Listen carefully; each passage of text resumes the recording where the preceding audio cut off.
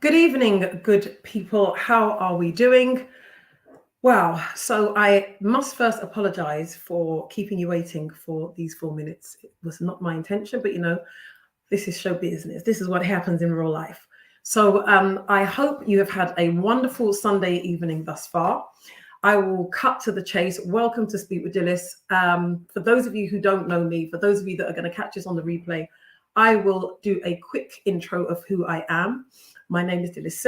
I am the host of this show, Speak With Dilys, which was created to give people a safe space to be able to tell their stories, to be able to have conversations that we wouldn't normally have, which is something that is very important to me and why I have been very, how can I put it, very particular about the kind of people that I have on this show. This is the first series of having guests on this show, by the way, and the kind of conversations that I do have here. And what I love about this show is how respectful, how supportive, how open, how kind people are. And it's really a testament to you guys, because quite frankly, let's be honest, people are really, really not that great on social media nowadays. Guys, as you join, please do share the link. I have just come out of Facebook jail. I am so proud of myself because basically I had my account restricted because I stood up for myself, because I stand up for what is right and righteous. So I did have my account restricted in terms of how many people could see my content. So I think I served the last of my sentence today at about, I'm not sure, maybe a couple of hours ago. But anywho, so what does Dilys do? So I am a best-selling author. I've written 2 books. The first book is called Predator or Prince: How to Find the Man of Your Dreams, Not Your Nightmares. And the second book is called Not This Widow. I am also a qualified and accredited life coach, and I specialize in the areas of relationship, marriage, grief, and trauma, to name a few. So no, I didn't pay $10 to get coached over 3 hours and get a certificate. So you are really speaking to the real deal here. What else does Dilys do? I'm the patron of a school called Fountain of Youth International School in Ghana. Wonderful school based in Osu. And hopefully I'll be going to see those children very, very soon, God willing. I am an MC and events host as well. And I am also a minister at a ministry called New Glory Ministry in Romford in Essex in England, because people in Essex sort of talk like that. And I was actually born in Essex. I was born in Ilford in Essex, but I'm not quite an Essex girl because I don't have blonde hair and I don't have, a white handbag. And yes, people might find that offensive. And my response is tough, get over it. So yes, so that is who you are going to be spending the evening with, but not just me. I have got some pretty amazing people that have been on the show before, and I asked them to come back. And because they are gluttons for punishment, they were actually silly enough to agree. So I have them, and I will introduce you to them. So I'm going to call, hopefully I will do this. Oh, no, okay, right. This is how I think it needs to be done. This is how I think it needs to be done. And that means, am I missing anyone? We do have somebody that might be having some connection issues. Hopefully she'll be back in a second. And someone else needed a little bit of support. So do bear with me. I will be on this phone a little bit.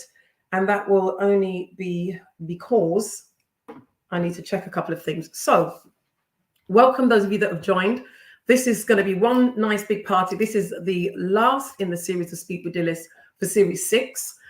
This is my Christmas special called The Melting Pot. And as you can see, I have got some wonderful people in the studio with me this evening. So I will first introduce to you the wonderful Naima Saad. She is quite a special lady. And oops, now you see, thankfully, somebody just said, I'm backstage. Okay, so this is what I need to do. Right, I'll add you and I'll add you. Okay, so I do have everyone. So Naima came on the show. She was actually my very first guest that I interviewed for Speak With Dilys. So she's always going to be like very special. And Naima told her story of how she lost her father and had to leave her home country of Djibouti. She ended up in Belgium, and she will tell you a bit more about that herself. So I'm not going to be telling anyone's stories for them tonight. And then I have the lovely Jane Bodie, who, the scary thing about Jane is we are very similar. She just happens to be white and I am black. And it's frightening. We have way too much in common. So she's obviously a little crazy like me, even though she's very nice and composed. And then we have Daniela Bleckner. Daniela, I'll unmute you guys in a second. I affectionately call Danny, and amidst other things that I can't call her in public, because we just have that kind of relationship. Danny is actually the publisher of my second book, Not This Widow. And I'll let Danny, introduce herself and tell us a bit more about who she is. I have the wonderful evangelist Judy, who spoke with us about the menopause, and she was just real, to the point, very informative conversation. Absolutely loved her. She's one half of a duo. The other lady, unfortunately, couldn't make it. And then we have Richmond, who is that song, "Oh, I'm an alien, I'm a legal alien, I'm an English."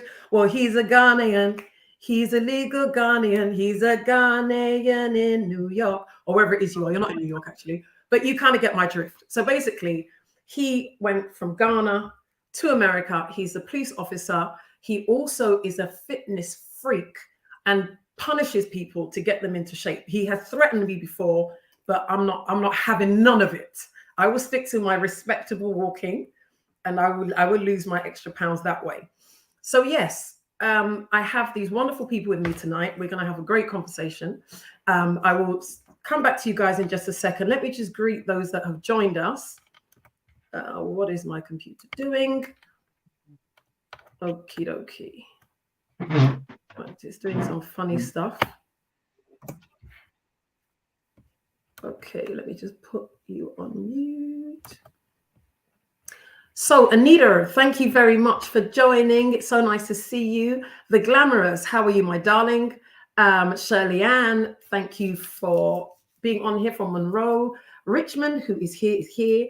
And Nevo, how are you doing? Lovely to have you on here. Lynette, thank you for joining. Hi, Aisha. Guys, as you join, please do share. It would be great to have more of you on here, and we will have this wonderful conversation. So I'm going to unmute everybody. If we could please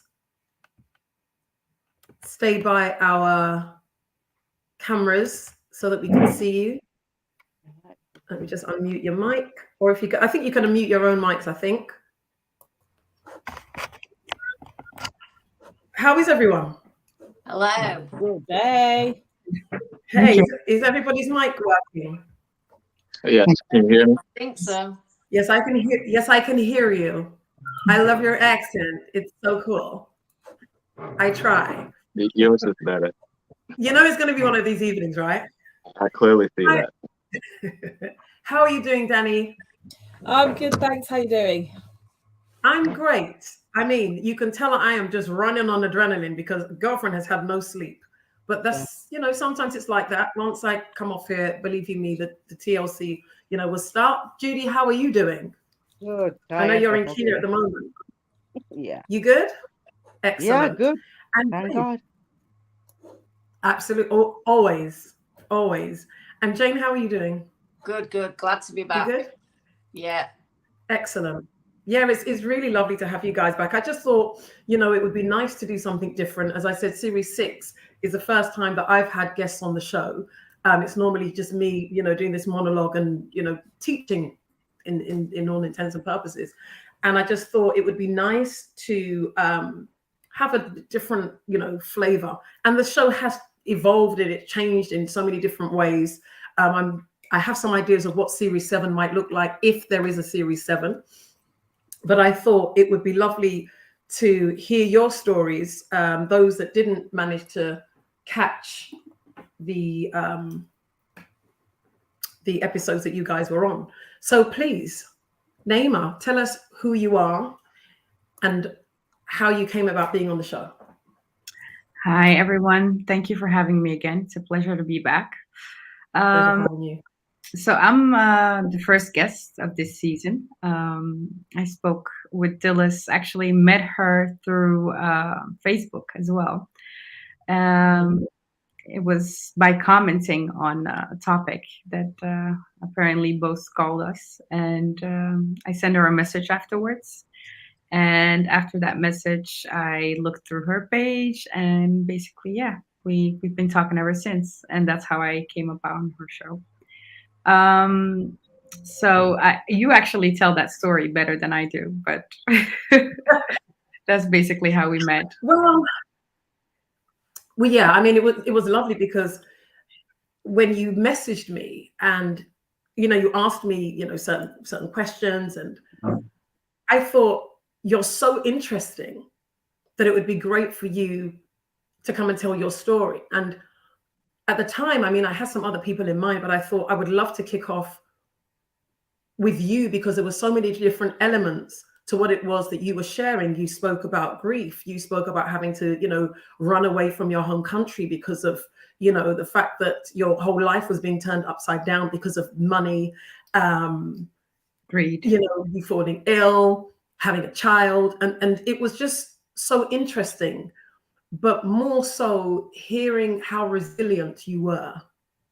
And I think looking at the times in which we live, people are always looking for somebody that will make them feel that they have hope and that they're not the only person going through something. Of course. Because when we're going through stuff, we have a tendency to think it's just me, or what I'm going through is so bad that nobody understands and nobody knows. And we're going to get onto that a little bit later on in the show.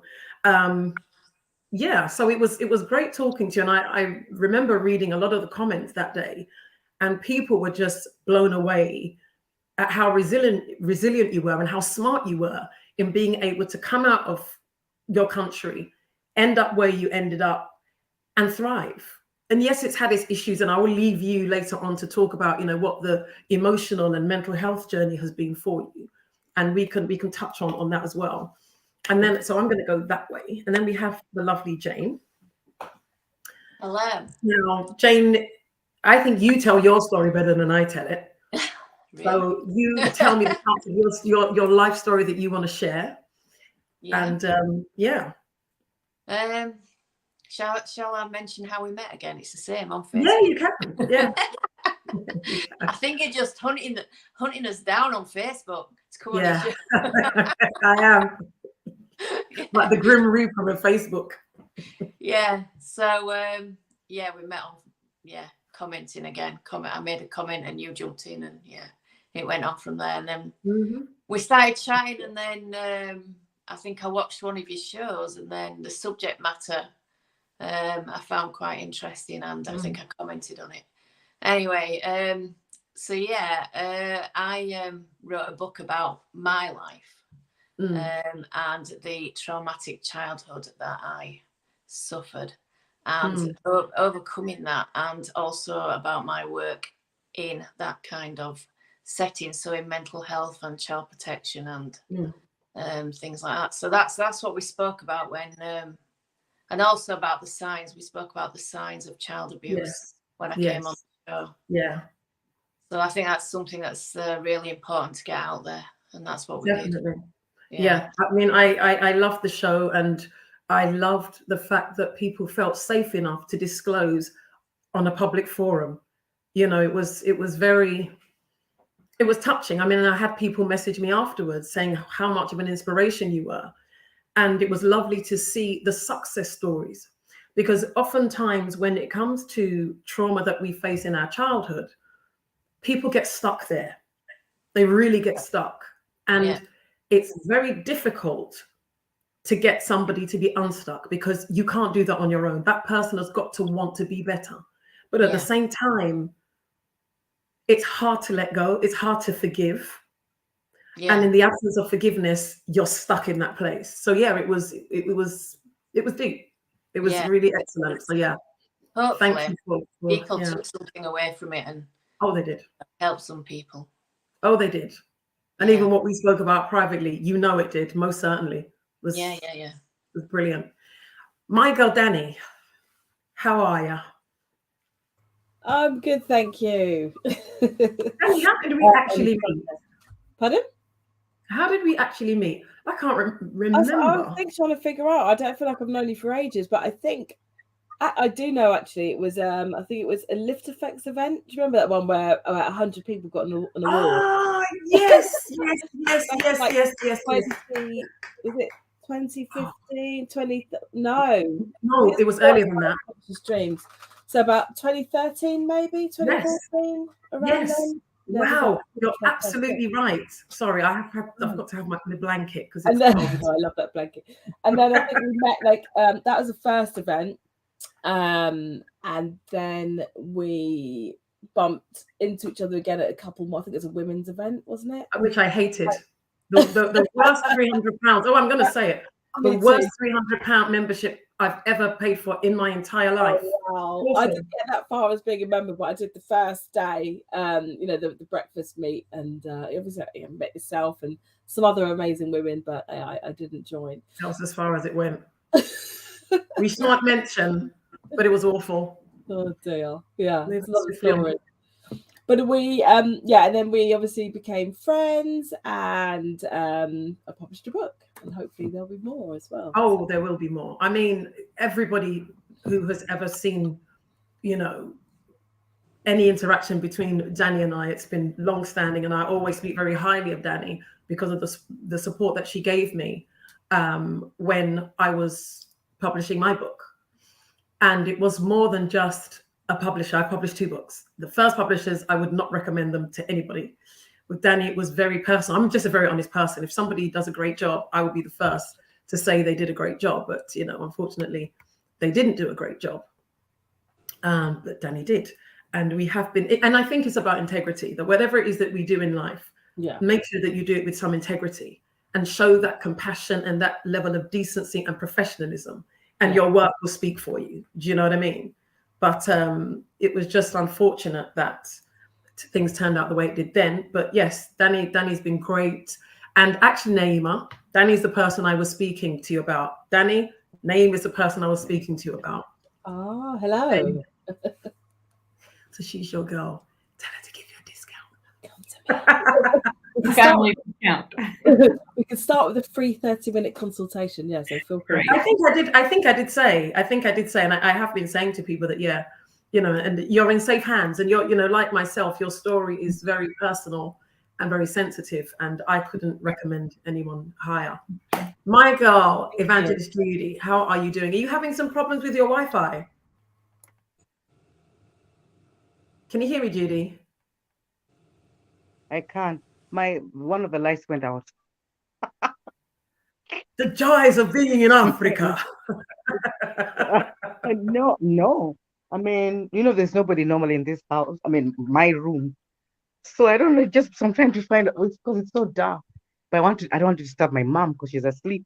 So I'm trying to. Oh, bless her. But to be honest with you, there's certain places that you're walking that the light isn't bad. No, but it's dark. So Okay, and you see, can you get? Because I'm saying it's so dark for me. Okay, let me. Yeah, see there where you are now. Where you are now is fine. So find somewhere to plonk yourself. Let me come. Hold on. Give me a minute. No problem. Let me go to Richmond while you settle. Richmond, how are you? I'm well, thank you. How are you? I'm great. How does it feel to be amongst 5 powerful women that could just probably just? I'm really scared now. You're a smart man.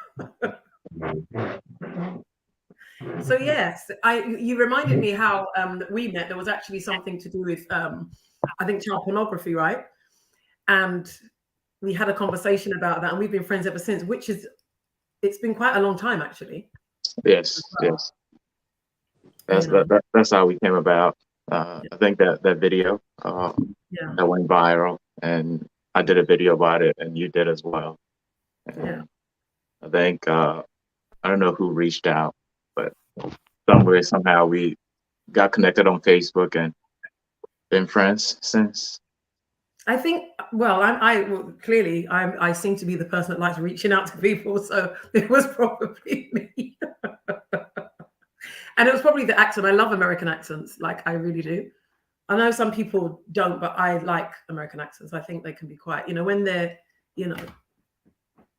not the okay, Yours is better. not those ones, but that one. Yours is better, much better. Yeah, but Americans love English accents. I don't know why. But someone is giving me some feedback. Let's see who that is. You let me know when you're ready.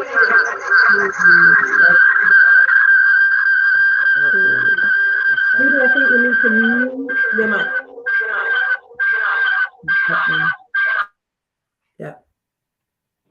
Yeah, I think Judy should just get settled in a mo. So guys, let's kick off. So did any of you see each other's episodes? I haven't seen any. Oh, haven't you? Oh, no, wait a minute. The lady down here, the publisher. Danny. Oh, yes. Danny. Yes. I did Right, see well. her. Yeah. What But did you think? I was a bit of a late comer to this show. Yeah. Right. So I'm going to have to go back and watch them. Well, you remember Danny was sharing about her diagnosis. Yes. That was really interesting for me. Yeah. Sorry. It was very interesting, yeah. I have no idea what I said. I think we were talking for quite a while. It was great. I mean, it was very informative. And I think one of the main things that I found really interesting and really important, my personal take for you, was that I almost felt glad that you were not diagnosed as a child. Because I feel that even as adults, when we hear that somebody has got any kind of condition, there's an automatic assumption that it's limiting and it's bad. And if you hear the words Asperger's, autism, what have you, all you hear normally is limitation. And I think when you look at somebody like yourself, that what haven't you done?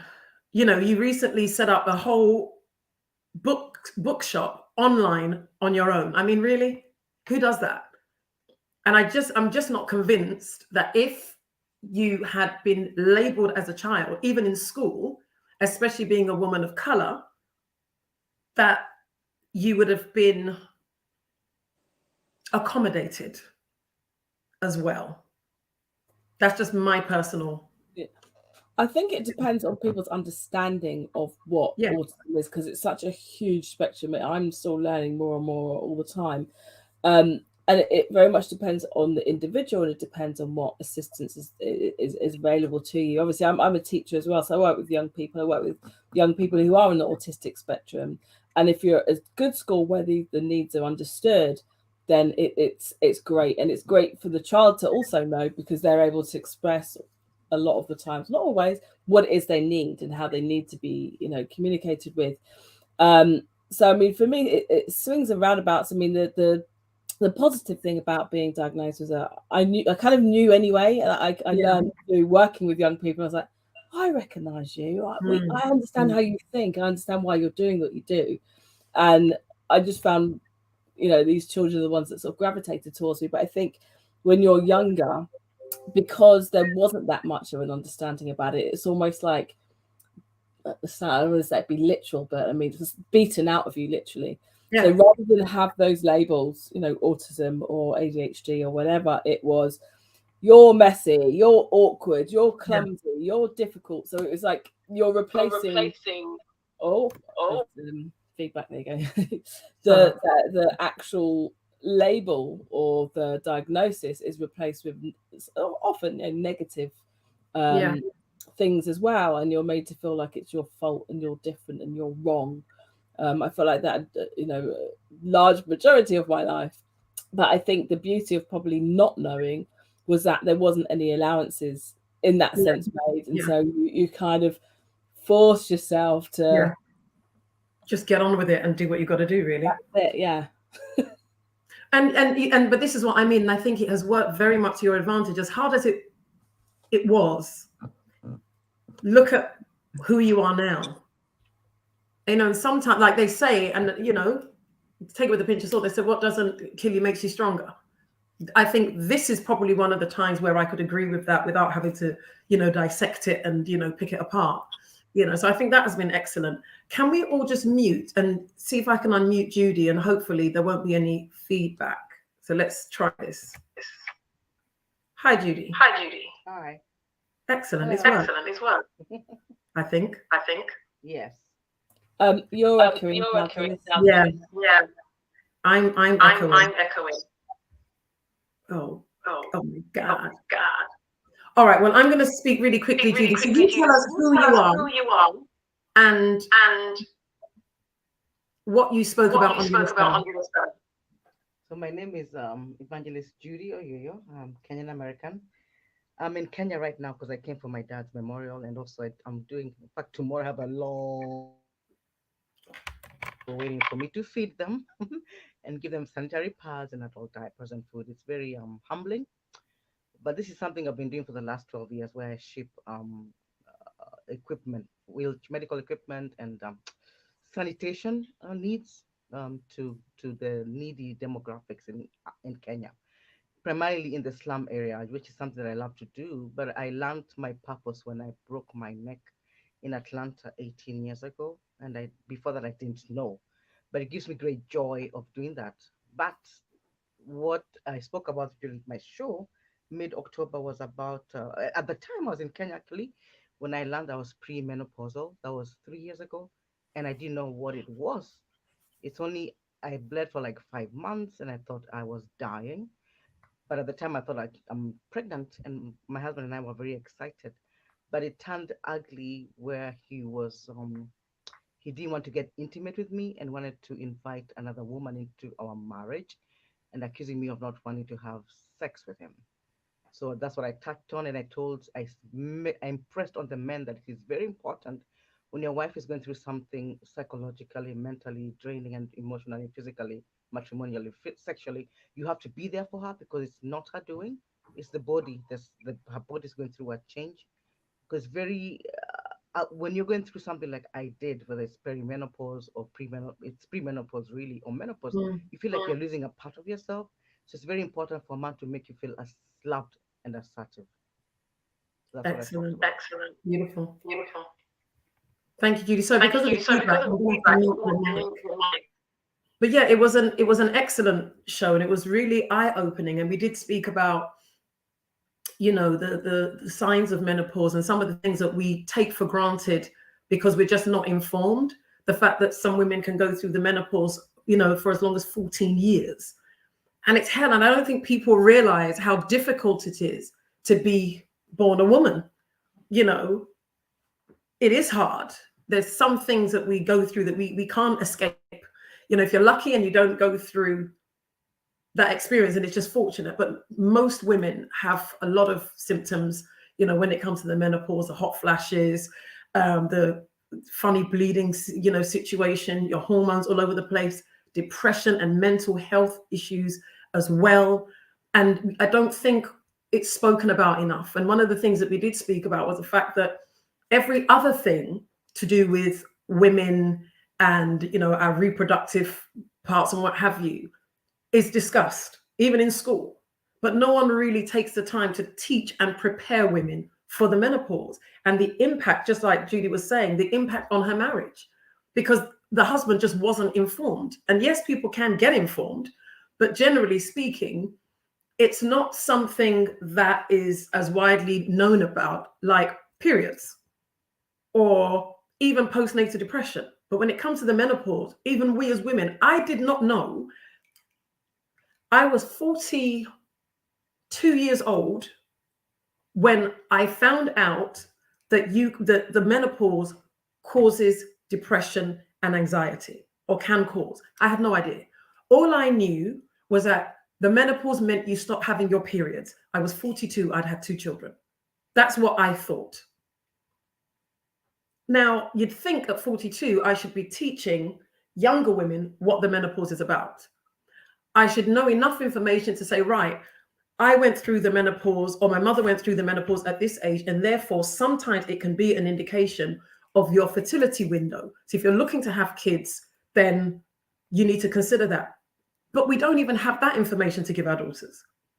So I loved Judy's show, and just how frank and open you know, she was, that was just amazing. So yeah, Judy, thank you so much. And Richmond, I don't think you elaborated enough. So after this, the next thing I would like to do is talk about what is going on at the moment and just get your opinions on certain topics. Don't worry, it's not going to be anything to do with quantum physics or anything like that. It will be stuff that you will be able to share an opinion on.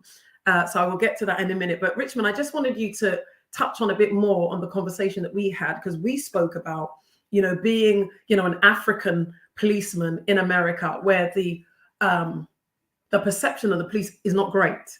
And so to have a Black policeman, a lot of people see that as like a double betrayal. And you know, you shared some very important tips. And the thing that stuck with me more than anything, and more so because I watched a film, I'm going to see if I can find the name of the film because it's on my Amazon Prime watch list. So let me see if I can find the name of the film, and I'll tell you why what you shared with me stuck with me so much. So let me see. It was called Bulletproof. Now, one of the things that you shared was the fact that we spoke about compliance. And a lot of people have an issue with just comply rhetoric for very, very valid reasons. Because if people feel that they're being stopped unjustly, then why should they just comply? Because they also have their rights, and they also have the right to exert their rights. And what you said, which has never been explained before as far as I'm aware, is you were saying that from your experience, and this shows that I pay attention, you were saying that from your experience, when you first joined the police force, when you were first taken out, you went from a place where somebody had committed suicide, correct? Someone had committed suicide to going on some other place to do whatever. And you were saying that if you are in a state of, let's say you're having to go where there's a shootout, and you're in a situation where your life could possibly have ended on that police call, the adrenaline and everything is pumping, you're up here. And then you're called to go and do something else, and you have to stop someone. What you're saying is you cannot vouch for the emotional and mental state of that police officer at that particular time. So the safest thing is to comply. And yes, we can have the argument, well, if that's the case, then they shouldn't be officers. But in that moment, that argument isn't going to help you if things go wrong. Oh, I think you're on mute. Yeah. I think you put me in timeout. Can you hear me now? Yeah, I can hear you now. Timeout now. Interestingly enough, you brought that up. I was on TikTok. What was it? I don't know if it was yesterday. And you have a lot of like defense attorneys on there, always giving advice, don't talk to police and this and that. Every once in a while, I'll comment on it and just say that you telling people not to talk to the police, I mean, it's their right not to talk to the police. Yeah. But just from my experience, you know, past almost 20 years, the people that comply or very cooperative, they end up being favored because sometimes it's something very minute. Did you do this or did you see this? To just clear your name. The defense attorney that is in their bed enjoying their beauty sleep, it's not the one that is going to be sitting in jail or on the side of the road dealing with the police. So the issue about always complying is that, and one thing that he did say that was very interesting was that it doesn't matter. And I was very surprised to hear a defense attorney actually say this, that it doesn't matter even if the officer is doing something wrong or violating your rights, just comply because all this can be handled in court. And I remember one video that I did during the Michael Brown incident, and what I kept trying to get across is that at the end of the day, the side of the road or inside your home is not the place to be having that kind of discussion. We'll have you have your day in court. If I did something so egregious that I need to be reprimanded for, first of all, you sue me. My department will not be very happy with me because I'm causing them a lot of money. And secondly, I may not have a job or may end up in jail. But if you comply, you will get all these things. But if you don't comply and something terrible happens, then who's going to be in court to do that? You won't possibly be around to see the stupidity that I may have done. that caused you to be in that position. So compliance is very, very important. You're talking about the mental well-being too. People forget that police officers are human beings too. You know, when we put on this uniform, doesn't mean that we're superheroes. We can go out there and save the whole world. I mean, officers cry, officers have family, eat the same way that you eat. We do the same thing that everybody else does, just that we just happen to be enforcing laws that most people don't want to do. You know, everything that society does not want to deal with, who does it fall upon? Us. Then when we do something, everybody gets upset with us. So that aspect of it, it makes it very, very difficult. You see, why the conversation that we had came back to my mind was I watched this film a few days ago called Bulletproof. So go and check it out on Amazon Prime. There were some psycho police officers on that film. Trust me, some of them were mad. And I'm thinking, no wonder Richmond said, just comply. Because it was very, very real to life. And some of them did have their own problems. And it also showed you how police officers can get caught up in situations of having to support stuff that they don't necessarily agree with, but things just kind of have a domino effect. One thing happens, another thing, and before you realize you are part of a situation that you hadn't planned on being a part of from the get-go. So go watch that movie. But what you said made a lot of sense. And it kind of reminds me of this argument. And it brings me on to, some of the other stuff I want to speak about. There's a lady that was murdered, a young lady that was murdered by the name of Zara Alina in England. So for those of you that don't live in England, I'll give you a bit of background. So she's a young lady, aspiring lawyer. She was coming home at night from meeting up with some friends. So her friends were calling to see whether she'd gotten home safely. Unfortunately, she was one of 3 women that was followed by somebody that night. The other 2 ladies got away. She wasn't so lucky. This guy came at her from behind, sexually assaulted her, and he murdered her. Now, I have been part of the Home Office campaign, the Enough campaign, which basically talks about domestic violence, but was inspired by Sarah Everard, who was murdered by a police officer, which is quite ironic. And the whole thing about the Sarah Everard issue was the fact that women should have the right to be safe when they walk home on the streets of London or anywhere in the UK, which is true. Technically, that is right. But the fact is, we are not. And so therefore, and I'm just trying to draw a parallel from what you've said and this, campaign. I probably might get fired after this, but I'm going to say it anyway. This is where I draw the parallel. Yes, we have the right to walk home at 3 a.m. in the morning, and we have the right not to be raped, not to be murdered, not to be followed home. But does that mean I will take that chance because it's my right? Because for me, in all good conscience, what I would not say to my daughter, I won't say to someone else's daughter. I would say, make sure that your backside is safe. Make sure you know how you're getting home. I don't want you walking home at 12 midnight or what have you on your own. You need to be paired up with someone. You need to be in a safe car. At least go through the necessary precautions to keep yourself safe, because you're the only person that's responsible for your safety. So I don't know what you guys think on that. I don't know. No, you can go ahead. Yeah, Okay. you can go ahead. No, I agree with you 100%. Like even with me, I'm very security conscious, situational awareness and all that. But there are certain things that I just wouldn't do, because it's better to keep yourself out of harm's way than to put yourself in harm's way, than think that, oh, I have the right to do this, or I have my gun on me when I'm off and all that. Why put myself in that position to even use it? Yeah. Just because you have the right to do something doesn't mean that is the right thing to do. You see, I think what the problem is we're living in an era now where everybody's right. Nobody's wrong. So long as it feels good, it's okay.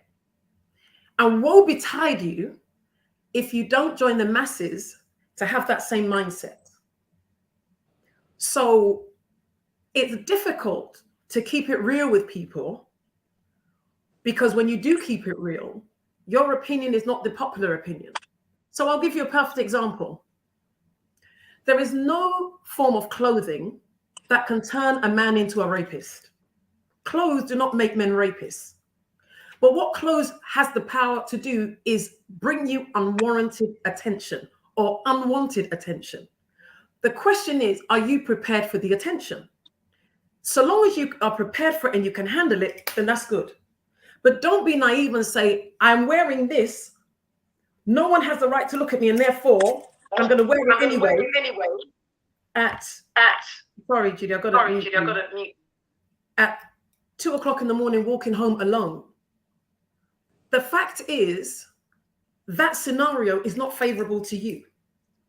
Now, if I post this on social media, as in not like doing a show, and it's just a comment, let's say under one of those little videos somewhere, I can guarantee you that the popular response would be, that's absolutely ludicrous. You're sexualizing. Tits are freaking sexy. It's not about being sexualized. Boobs are sexy. My boobs are sexy. Let's be honest. So, and this is what I'm saying, that we don't want to keep things real. Because why are you laughing? They are.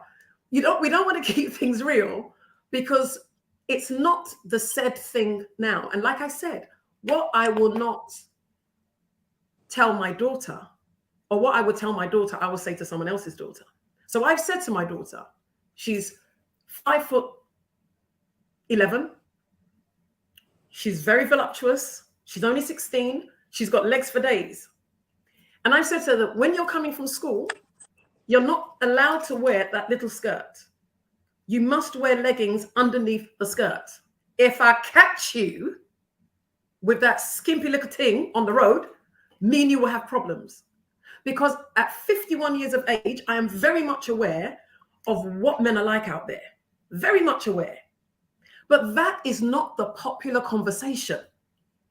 That's not the popular conversation. The popular conversation is, well, she's just a child. And if anyone looks at her, then they're a pervert. That's why I'm telling her, wear some flipping leggings. But then exactly from a logical point of view, if we know perverts exist, do you know what I mean? I guarantee you, if I were to post this, you know the kind. I know, yeah. It's like, so it makes it very difficult for us to have conversations where we can keep our children safe, where we can keep women safe, where we can keep our men safe, because we are dealing with theory all the time. We're not dealing with what's sensible in practice. Now, before I hold that thought, let me just say hi to people because I'm sure they're feeling a little bit neglected. Who is on here watching? Afolabi, how are you doing? Nivo, it's been a very, very long time. So lovely to have you back. Tasha, how are you? Monica Martini Janky has shared this live to her group, Live the Life You Love. Guys, if you're watching, please do share this link. I think there's only about 4 of you that have shared, and there's a lot more than 4 of you watching on multiple platforms. So please support your girl here. Hi, Patience. How are you doing? I know Patience is watching from the States. She is actually the owner of the school that I am a patron of, which is Fountain of Youth International School in Ghana. Esther Ewanlen is watching, popularly known as Esther Fibo. Aisha Ankara, who is an absolute darling and very supportive. So it's lovely to have you guys back here. Sierra Pearl, who, shared a lot of her personal experiences and works with children now as a result of her experiences. She shared a lot when she watched your show, Jane. So thank you for being back on here. Jammy Conte, how are you doing? It's lovely to have you here. I have not seen you for a while. I will deal with you later as to why you've been missing. Anita says, but victims aren't always given the opportunity to comply, especially if they're Black and dealing with racist officers. That is a good point. That is very true, Anita. Hi, Evelyn. How are you doing? God bless you. And yeah, so guys, do keep your comments coming. I don't know what you feel about what I've just shared. I think, was it Danny or Richmond that was about to respond to what I had said? I'll let Danny go first. No, you go ahead. No, all I was going to say was that a lot of times, like, people are just oblivious to exactly the points that you noted. I think they're not conscious of the dangers out there. like it goes back to what I was saying. Just because you have the right, like out here all the time, whenever you tell people to do this, oh, this is my right to do this, I have the right to do this. But I always tell people where your right ends is where my right also begins. You know, so we're always going to have that kind of issue. But if you just, I always tell people, if you just calm down just a little bit, then let's talk about it. Maybe you'll realize that we're probably talking about the same thing or seeing the same thing, but it's just, you're so antagonistic about what I'm about, what I have on, and you just don't want to hear anything. Whatever I have to tell you might help you. But I think it goes back to just being ignorant and not knowledgeable about some of these things that are out there that can, you know, harm them or possibly kill them. Yeah, I think we're relying on. Sorry, Judy, you're giving feedback. I think what and look back because we want to hear from you as well. Yeah, I think that she has two devices going at the same time. No, I don't. It's just one. Yeah, I'm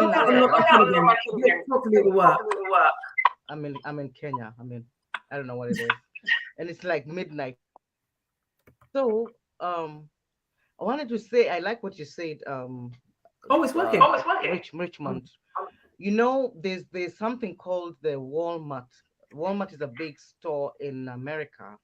It's maybe like Safeway, or I can't remember this. I used to live in England. My favorite store. That's why I stopped. Okay. So when you go to Walmart, they have people who they dress very suggestively. They dress like someone who wears something see-through. You can only see her bra and her tongue, and she goes out to the store, and then she's wearing these see-through pants that are kind of telling me, "Hey, I'm advertising my boobies. I'm advertising my butt. Come get this. Call me, look me up." So I like what you said. What you have a right. I have a right to dress like this, but I also have a right not to look at that. Because many times when I go to the store, I'm like, I don't want to see that. I want to go about my business, do it, and without being, because that's provocation. So I think sometimes when women dress the way they do, they provocate men. Don't dress provocatingly, and then when the man attacks you, like, oh, he's a pervert, he's a rapist, he's a sex addict. No, you're also going ahead. Hey, come and get me, come and rape me, because I think I won't be. Don't say it's your right to dress like that. No, you have to be decent and don't dress like, hey, you're. But that I don't agree because, like I said, I don't. What I'm saying is there is no clothing that can turn someone into a rapist. It's not possible. So let me be very clear on that. That's not what I'm saying is be aware that you can attract an attention. If you can handle the attention, then that's fine. What I'm saying is that don't deceive yourself that certain things will not attract attention. Let's be honest. I am a very voluptuous, shapely woman. I've got my daughter always teases me that, "Mummy, I'm sure you've gone and secretly had a BBL," which just winds me up. Like, mate, don't even try it. But I'm aware of how I look. And because I'm aware of how I look, for example, I used to sing in the prisons with my old church ministry. When I go to the prisons, I am not wearing no top like this. Neither am I wearing any jeans like this. It's not happening. I'm wearing baggy clothes because I do not want the attention. Do you understand where I'm coming? I don't want the attention. If the women are wearing their thongs and their boobs, they want the attention. My issue is when you do that and say, "I don't want the attention," you are sexualizing me. Don't be stupid. That can't work. But there is no clothing that can turn a decent man into a rapist or a pedophile. That just doesn't exist. There's no clothing that has that power. That's in you. All I'm saying is, as a woman looking after your own safety. So, for example, listen, don't get it twisted. In my younger days, when I used to go raving, I had a body back then. So trust me, the whole world knew about it. I'm wearing Daisy Dukes. And I had one of those stomachs that went like that. Mine wasn't even flat. It was like that. You know, those kind of bellies that go in. Listen, I was a babe and a half. However, even back then, if I was going out, I wouldn't get on the train like that. I've got my coat on. But when I get in the club, that's different. Because I was aware that I don't want the attention of people on the underground. at night. I don't want it. All I'm saying is be aware. Yes, it's your right to walk the streets at 3 a.m. in the morning and take a shortcut and go under an alley. It is your right. But there is somebody out there that doesn't care about your rights. And it's those people that I would say that we as women need to be aware of. And I think what Richmond is saying, and that's why I brought this up and drew those parallels, is saying that regardless of what is right or wrong, there are some policemen who may not either care about your rights or not be in the right mental state to respect your rights. And because your life is precious to you and your family, are you going to put your rights above your safety? Have I explained that well enough? I think I need a round of applause. Let's give it up for Dilys. No, but on a serious note, but I just wanted to make that distinction because I know that a lot of people do feel that what you wear can make someone, no, because my mom used to say it, because obviously she would see me going out those times. Dilys, if you don't wear clothes, I'm going to rape you, because she's an African woman. They don't have that kind of, they're not able to articulate things like you and I, you know. But what she wasn't understanding is I'm going to put my coat on. No one's going to see, you know, the very bottom of, you know, whatever, and my little skimpy top. And do you understand? But I'm 51 now. I wouldn't want to frighten anyone by wearing those kind of clothes today. However, I'm aware of the attention because I'm kind of like 3 times the size I was back then. I was very slim, you know, so things have changed, but I'm aware. And I think that as women, we shouldn't underestimate just certain things so that we can remain in control as much as possible. I think it's a false narrative to say you can do what you like and you won't have any problems. Be aware that you can attract that attention, and some women can own it. Like back in the day, when I'm wearing that kind of stuff, I owned the attention. I could handle it very easily. If I see certain moves, I'm out of there. But for some women who are naive, they may not be able to respond, you know, in that way. So that's my take anyway. Jane, what do you think? Yeah, I think obviously if you wear sexy, skimpy clothes, you're gonna get attention. Yeah, and you know you're gonna get attention, but that doesn't give a man the right. The right. Absolutely. Yeah. Even sex workers. Yeah. Thank you. You took the words out of my mouth. Yeah. Even a prostitute has the right to say, I don't want to take your money. It's her right. It's her body. You know what I mean? Even a sex prostitute worker might say, no, I don't want to sleep with this man. Exactly. Yeah. But that man then could force them. That's rape. Absolutely. Yeah. So yeah, no. So, yeah. That's what I think about it. Thank you, Jane. Guys, thank you, Faye, for being on here as well. And Lida Chongo, I have not seen that name before. So if this is the first time that you are joining this show, I hope you're enjoying it. And you're watching from Zambia. Wonderful. Monica says, absolutely. And Nevo, I'm getting some. Yeah, so that's pretty cool. The other big thing. No, I'm going to come back to that one later because it's a bit emotional. But Brittany Griner. Do we all know who Brittany Griner is? Do you know, Richmond? You should know, Richmond. No, I do. I do. Brittany Griner. You just explained to me earlier. Danny, you told me the story. Okay, so Brittany Griner is the very tall American basketball player who was held in Russia for being in possession of marijuana.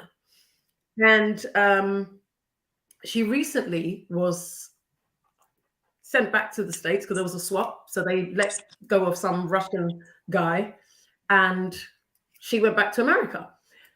Now, there was now, I read a lot of the comments on social media. A lot of people had a problem with her being released. And I feel that a lot of it was to do with race, very much like Meghan and Harry. Mm-hmm. And the thing is, some comments are blatant. That's why I was in Facebook jail. because I responded to someone's foolishness. They weren't put in Facebook jail though. And you can just see the undertones, the covert and the overt racism. But I did a post recently where I said racial abuse is the only type of abuse where the victim is not seen as a victim. Even, and somebody said, yeah, but sexually, I'm like, be quiet. Most places accept that it is unacceptable to victim blame somebody who has been raped or sexually abused. Most places get it. When it comes to racial abuse, victim doesn't really come into it. The burden of proof is 100% on you to prove that you are a victim of racial abuse. How do you prove that? Someone, please tell me. How do you prove that? Personally, I think it's quite hard to prove, but you can perhaps fight it back, or respond to it, but it's really hard to prove. It depends on the situation, I would say, but usually it's hard to prove. I mean, in England and in America, what you are likely to get is you're pulling the race card. Is one of the most standard responses. Especially if you're a Black woman. Yeah. So I responded to somebody once and I thought, actually, this is bloody good. And I kept it. And every time I hear somebody say that another person is pulling the race card, I go back to it. Listen, I have this thing on speed dial. Like for real. See, there you go. That's how quick I have it to hand. And what I wrote is a phrase used by every racist who has either ignored or been complicit in racist acts against people of color, where those people of color have complained about racist treatment or behavior and been continually ignored. Not a phrase you want to be using in these times. One needs to come up with new phrases that don't actually put the spotlight on one's racially gaslighting behavior or one's apathetic attitudes to those who are subject to or complain of racial abuse. And every time I have posted that, nobody has come back and said anything. And it's the big elephant in the room. We don't want to talk about race or racism, even when it's blatant. I mean, they even admitted that there were Twitter accounts that were set up specifically to racially abuse Meghan Markle. And yet still, we still dance around the issue like, oh, she's just faking it. Oh, that didn't happen. So I don't know what you guys think, but for me, it can be exhausting. It really is. It can be exhausting. You know, what does one have to say? Or what does one have to do to say, look, this is what is going on with me? And I think the more we're in denial, the more we will never be able to have those open and honest conversations. It's just not going to be possible. I just think, oh, go ahead. No, go ahead. In reference to that, like, obviously I've experienced some of that before, but the only thing that I always come back to is that I look at it as, you know, adding fuel to the fire.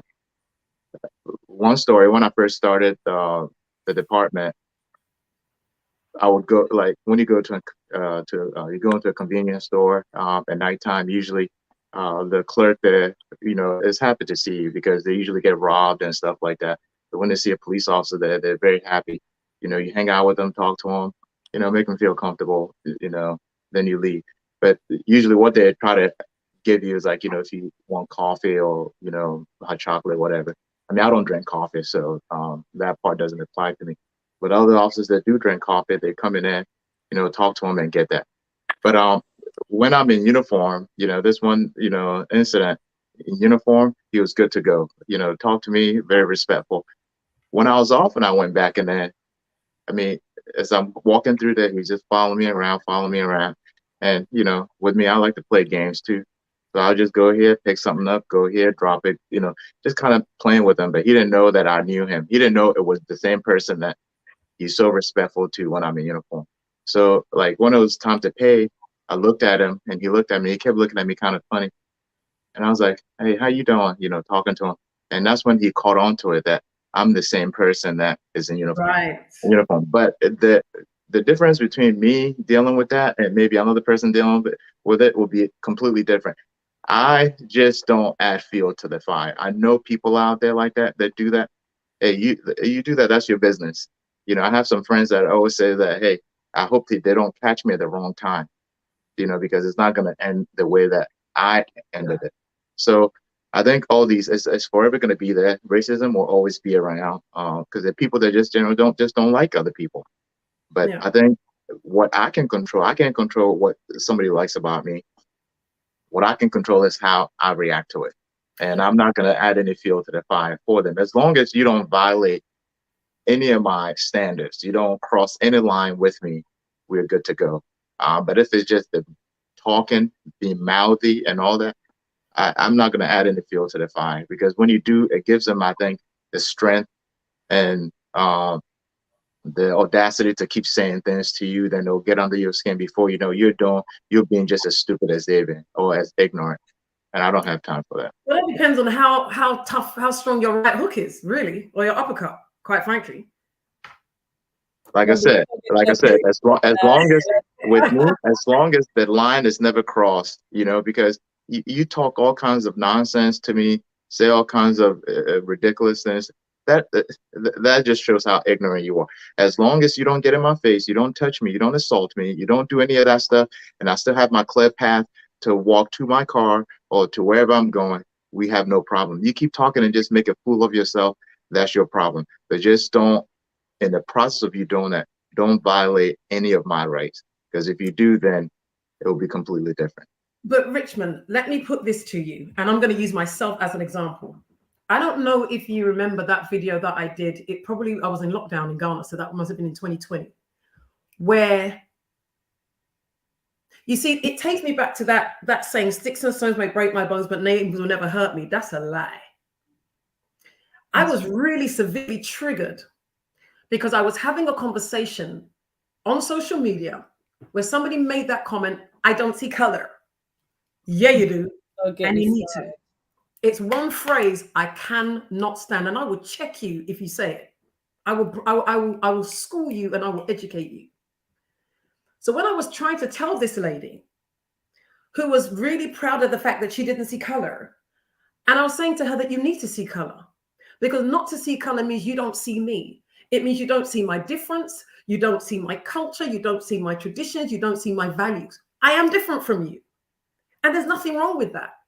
But you just need to respect it. My girl is telling me, as far as she's concerned, she doesn't. And that even, listen to this foolishness, that even her policeman friends, when they stop Black people, she always tells them to be kind. I said, if you are having to tell your damn friends, who are police officers, to be kind to the Black people that they stop, there in itself is a problem.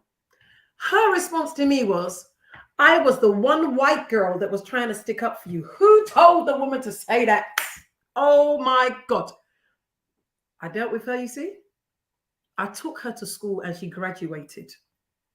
I was vexed because you know what, Richmond? It wasn't until that point that I realized that I was suffering from a PTSD of sorts of all the racist things that I had suffered as a child into my adulthood. Because I'm thinking, I had to say to her, you don't have the class or the qualification to stand up for a woman like me. You're not there yet. In fact, you haven't even started your journey. You're not qualified. So you need to sit yourself down and get educated. She was hella ignorant, but she didn't realize that when that one phrase that she could hide behind was taken away, there was no substance. So in England, we have this saying called all fur coat and no knickers. Jane, help me out here. You've heard that saying before. Yeah? So just basically meaning that, Jane, you explain that phrase. If someone said you're all fur coat and no knickers. All fur coat and no knickers. How do I explain that? Basically, well, I see it, it's like a woman's quite easy. Yeah, and there's no substance to you. It might all look good, but basically, there's nothing of substance there. Right. Just there. Nothing underneath is what you're saying. So in her case, nothing up here. Yeah. And so immediately that phrase, I don't see color, was taken away. She didn't have anything to validate her non-racist state because I'd taken that from her. And so I hear you when you say, so long as you don't cross, but sometimes that phrase that you say may be a trigger that you don't even know is there. Because as a result of that, I remember doing a show called The Healing Hour. And I invited every Black person that was watching the show to go back to that first experience of racism and start to address it and heal from it. Because like I said in that post, racial abuse is one type of abuse where you're not seen as a victim. And because you're not seen as a victim, there isn't any help out there to deal with the trauma of abuse. So you can't easily Google and say, I'm looking for a therapist to help me get over racial abuse. You ain't finding one. You can come to me, but typically you will find it difficult. And when you've been raised, you're a child, you love everybody. You don't see black, white. It's kids that don't see color. Adults freaking do when they need to. It's children who don't see color. I didn't know that my blackness was bad until I was, going to visit a friend at the age of 7, 8, and I'm told you can't come in because my dad doesn't like black people. I was like, oh shit, I am black. It's kids that don't see that, but adults do. And they're the ones that contaminate children, and we grow and that's when we start to put these barriers up, and separate ourselves. So I hear what you're saying, but those words can be a trigger and can be the difference between you standing up and you being on the floor. Oh no, I completely understand. I guess maybe I didn't make it too clear. I'm not saying that the education aspect of it cannot take place. I mean, I've educated some people on this story that I told you, some friends that I'm close to. I have a multicultural type, circle. So like some of my white friends or not black friends, I've educated them about that. To me, I just don't like giving people that are just that ignorant that kind of attention. Like I said, with me, as long as you just don't cross my path or obstruct me in doing whatever I need to do, if I need to walk into a store, get in my car, whatever the case may be, as long as I'm not obstructed from doing that, then your stupidity, you can take it elsewhere, because I cannot bring your stress onto me. I have enough stress in my life to deal with than to deal with your stupidity. So if you want to be stupid, and go out there and just do it elsewhere. But if you need to be educated by crossing or violating my rights, then it will be a different story that, it can be addressed accordingly. I like that answer. Richmond is such a gentleman. Me, I'm rough around the edges. I'm not going to say what the nickname is, but. Yes.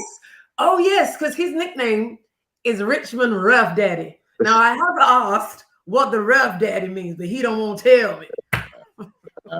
We cannot discuss private matters. He said that. But it's not what you think. It all has to do with what I'm thinking. All has to do with the workout. How do you know what I'm thinking? Because the way you said it, Richmond Rough Daddy. How did I say it, Richmond? Just a moment ago, you said how you liked my accent. I'm very, I'm a very calm, a very respectable, youngish woman. I think I'm even past middle age now, but that's not the point. So how I said it, I just said Richmond Rough Daddy. There you go. That's now if worse. You say it that way, that's okay. But the way you said it before. I'm embarrassing Richmond out. Judy, I want to hear from you. I know there's some feedback, so if we can mute our mic so that Judy can be a part of this conversation. Go ahead, my girl. There's so much we're talking about, but the thing, I never knew I was black until I went to America. Because in Kenya, like the rest of Africa, we have tribes. Whether you're Fante or you're Twi or you're Gwa in Ghana, or in Kenya, you're Luo, Kikuyu, or Kalenjin. In Nigeria, you're either Igbo, Hausa, or Yoruba. But when you go to America, you are black. So even if a police officer stops you, he's gonna, and I hate this question they ask, and no offense to you, Richmond, but they ask this question, what race are you? I remember one time I was stopped in Houston, and I told the police officer, what race do you think I am? What do I look like I am?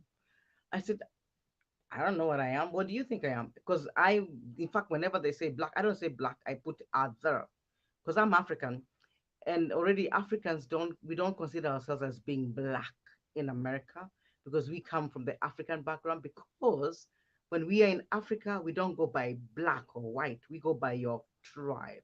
So it's only when you go to America that you really know, oh, I'm actually black, because of the race. The race card is so big, it's so huge in America. It's everywhere. It's in the workplace, it's in the churches, it's everywhere. In fact, even in church, it's horrible where you don't even think it's there, but it's there. I remember I'm such a passionate worshiper, but I'm passionate worshiper because of the experiences that I've had. I broke my neck a few years ago, 18 years ago, in Atlanta, Georgia. And because of that, my worship is very, to God, is so extraordinary.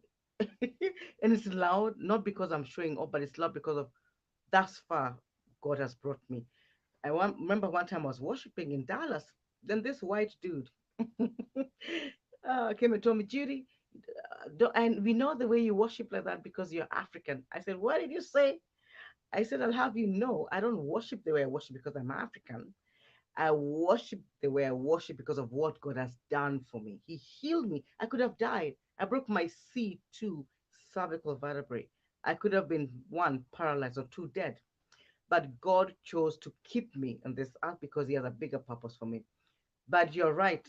Children do not know anything about race. And it's always us, we, the adults, who always put these ideologies of racism to them because they don't know. Children don't know. They play together. They love each other. There's a beautiful video that was trending last year and the year before. These two little, I'm sure you've seen it in England. I know Richmond has seen it, where this 2-year-old black toddler, like maybe 2-year old, then he sees a toddler, he doesn't even know him, but he's white. He's white. He has two parents, male.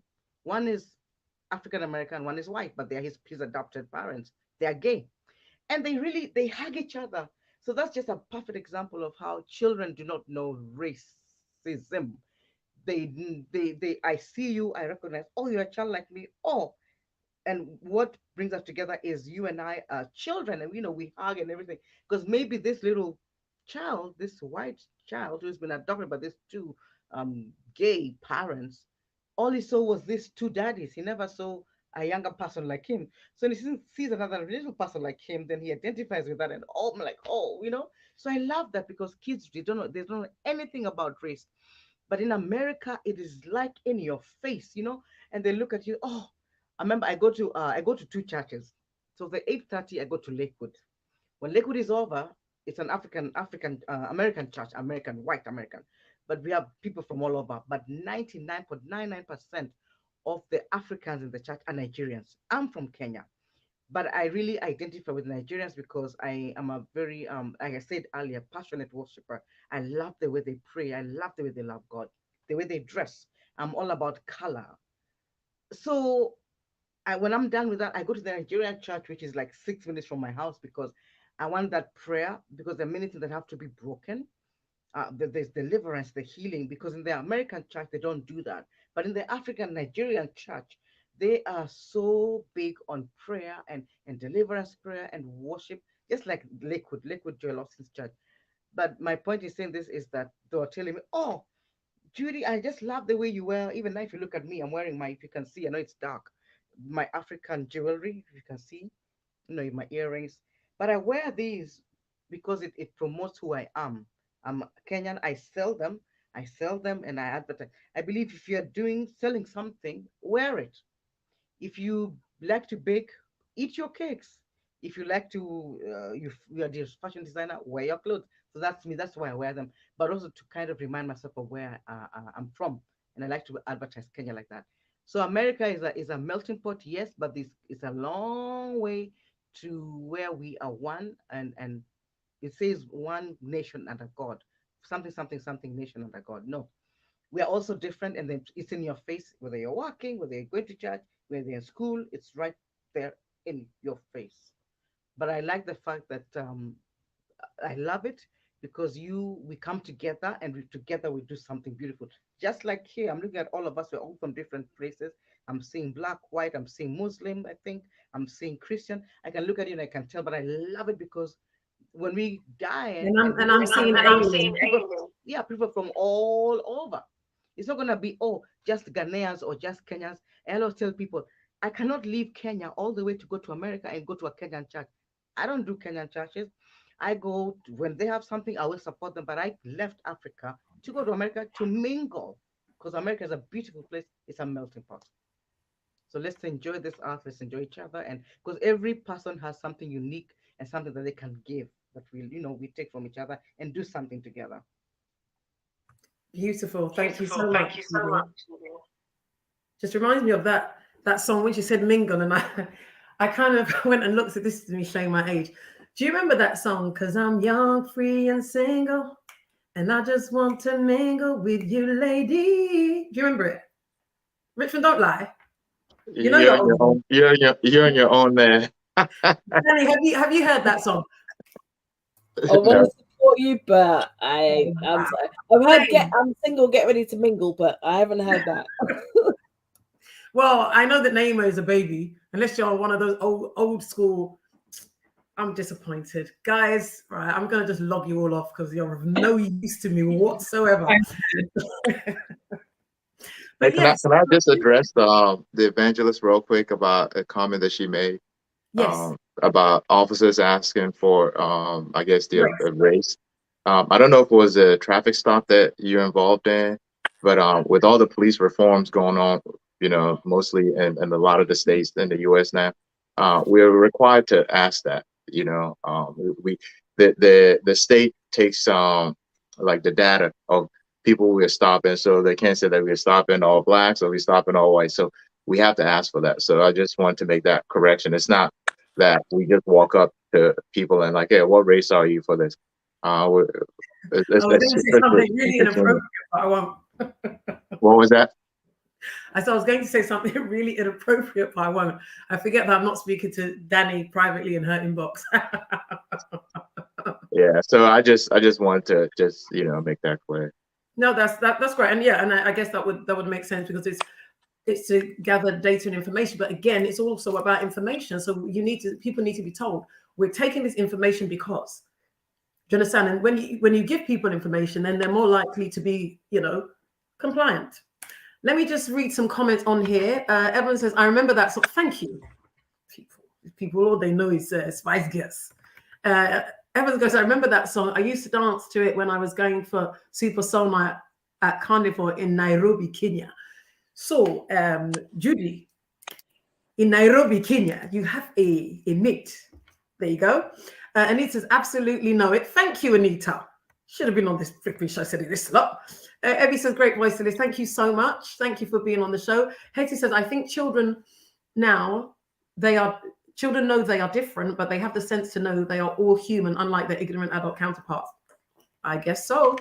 Iko is laughing. She says, go on, Jane. I can't remember what we were talking about at the time. Hetty says, they see color enough to dye their hair and wear the most awful ones. Esther's having a laugh. Evan says, hey, Dilys, what a great panel. So, great, guys. Please expound on gaslighting in regards to race. Asking for a neighbor. By the way, Argentina have won the World Cup for the 3rd time. Hope you will sing for me the song Don't Cry For Me, Argentina. Evan has got jokes. When I talk about racial gaslighting, what that means is when you know that you are being racist, but you're pretending that you're not, and trying to make the person to whom you're being racist towards believe that it's all in their mind. Hence why they will say, oh, you're just pulling the race card, or someone will say, oh, you've just got a chip on your shoulder. So the pushback is always on you. And you know me, I'm pretty slick with my mouth. So, I will respond to you straight away. And I'm not ashamed to say this, and I'm going to say it. There was a video that was a beautiful video of this lady that had really terrible alopecia. and she had the most amazing wig fitted for her, and you could just see how, you know, she got her self-confidence back and what have you. She was an older Black lady. I would say she would be in her 60s or thereabouts. And the comments were largely positive. But for the people that were not people of color, were quite disrespectful. So I basically edited my comment to say, listen, for some of our other chicks in the house, be respectful in your comments. If you want to know why Black women have to do this to their hair or what have you, ask, and we will be happy to educate, but don't be disrespectful. Who told this woman to come and tell me? All she did was just give one-liner. You've got a chip on your shoulder. No, hold on. Yeah, she said something about me having a big chip on my shoulder. Now, like I said, you know me, one thing with me is I'm very honest. I'm going to keep it real 24/7. I looked at her. She was about 5 times my size. I said, look, I said, which chip? You've eaten them all. There ain't none left. So when you're saying the chip on my shoulder, I said, which one? Oh, I went there. And she could not respond. I think she came back with something as lame as, you call yourself a life coach. Let me tell you something. Sometimes you have to fight fire with fire. And every time somebody has told me that I have a chip on my shoulder, when I'm dealing with issues, do I look like I have a chip on my shoulder? So when I am dealing with issues of race, there are no boundaries. Because sometimes you have to speak in a language that makes the person think, oh, because what I wrote on that video didn't warrant that kind of disrespectful, disparaging comment. It was not necessary. But you see, when people are so used to, because it's gotten to the point where a lot of Black people have been gaslit so badly that when someone says to them that they're pulling the race card, it's like they panic and they try to prove that, no, I'm not pulling the race card. So why am I supposed to say? You've got the whole flipping deck. If it's only the race card I have out of the whole deck, well, what other card am I going to play? Silence, crickets. But like I said, my mouth is pretty slick. I'm not having it. But I got to a point where it's like, you know what, we have to live with this foolishness, even when it's blatant. And unfortunately, when you have Black people that are just so far gone that they are of no use to anybody, that will validate some of this foolishness, it allows people to be justified in their racism.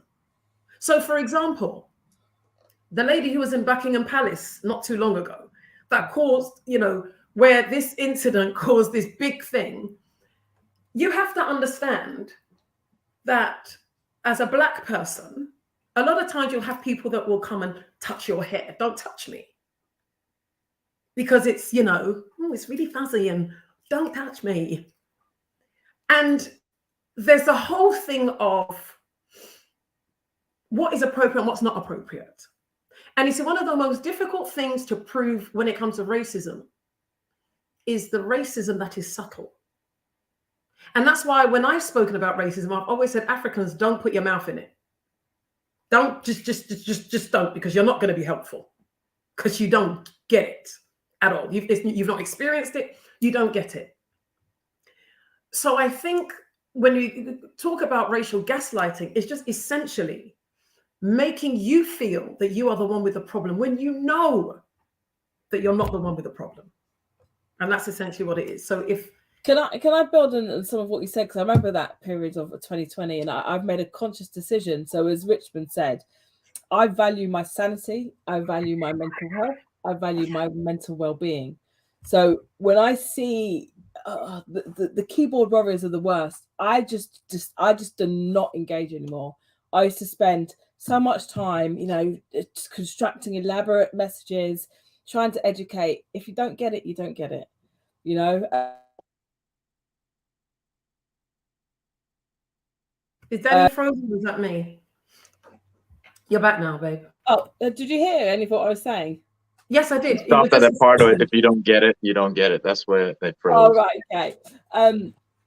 So I was saying, you know about this bit here. So I run an event called Black Authors on the Rise, and you know, long post about why this. It's the fact that we have to explain ourselves. We shouldn't have to.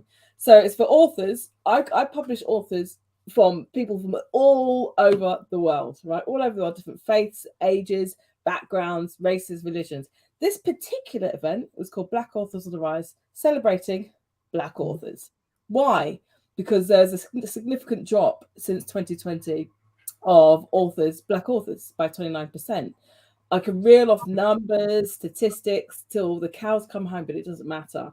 One of the main things was the main characters in children's fiction, only 5% of them. In 2017, it was 1%.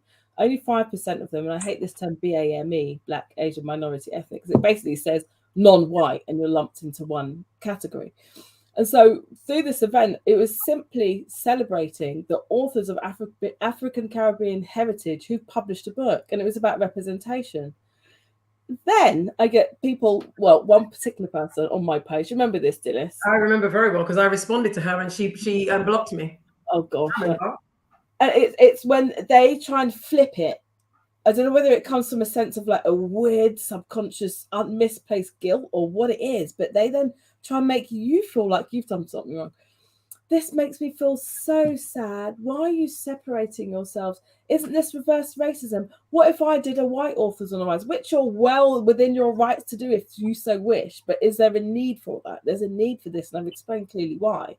And then they gaslight you and make you feel like you're doing something wrong, you're the problem, you're racist, not the fact that I'm explaining we're celebrating a marginalized group of people who don't have books out there. We're not represented in the publishing industry in the way that it should. The publishing industry recognize it themselves. There are multiple articles and surveys out there that show this. And yet I've got this one white woman on here, rather than say, oh, can you explain a little more why you feel the need to do this? Or let me hear what you're saying. They draw you out. Drawing you out is when they get you to write, pour out your whole heart. You exert so much energy in responding to them in great detail for them just to come back with it, to completely ignore what you've said and reiterate the fact that they think that you're wrong because you're perpetuating this sense of, racism yourself. And this problem that I've clearly highlighted doesn't exist. It's gaslighting. And I just do not engage because I value my mental health and my well-being. Yeah. If they don't get it, they don't get it. Not my problem. Yeah. No, I come along to the event, they're more than welcome. Say that again, Danny. And if they want to come along to the event and understand and learn a bit more and ask questions, they're more than welcome. Otherwise, fuck off. Sorry. But yes, I'll sanction you afterwards. But this is the reason she's gonna go into Facebook jail. She needs to be arrested. I'll give you my address. You can arrest her. Yeah, for profanity. But it is frustrating. It is frustrating. And that's why I've come up with certain key phrases. So for me, I just drop it and I go. I drop it and I go. And one thing I do find quite amusing is where I have enough data to just respond to these people because I'm bored and I have time on my hands. And I will be there. And trust me, every single person is getting it. And like I said, I'm pretty slick with my tongue. So it gets to a point where they're like, and you call yourself a life coach? I'm like, yeah. And you're just so rude. I'm like, no, I'm not. You wanted to bully me and it backfired. And I have very good command of the English language. And sometimes it's not expected that one can articulate as well as one does. So it does kind of put the whole, like it just changes the whole, right, let me try and get rid of this person. I don't know why I get this foolishness on here.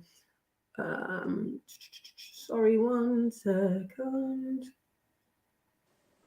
Oh no, what they said. Have you got a child, Dilys? Just say, yeah, I have. I've just put block user. Yeah, they've gone. Yeah, so it's sometimes I just enjoy just the pushback because people sometimes get so comfortable, and it's really nothing more than bullying. That's what it is. So the last thing I want to talk about, we've got. Can I say something real quick before you move on to like the comment that you will get saying that, oh, I thought you're a life coach and all that, and that's why I said before, people want to get so far under your skin that you come out of character. And when you come out of character, so they can say that, see, I told you, this is what it is this.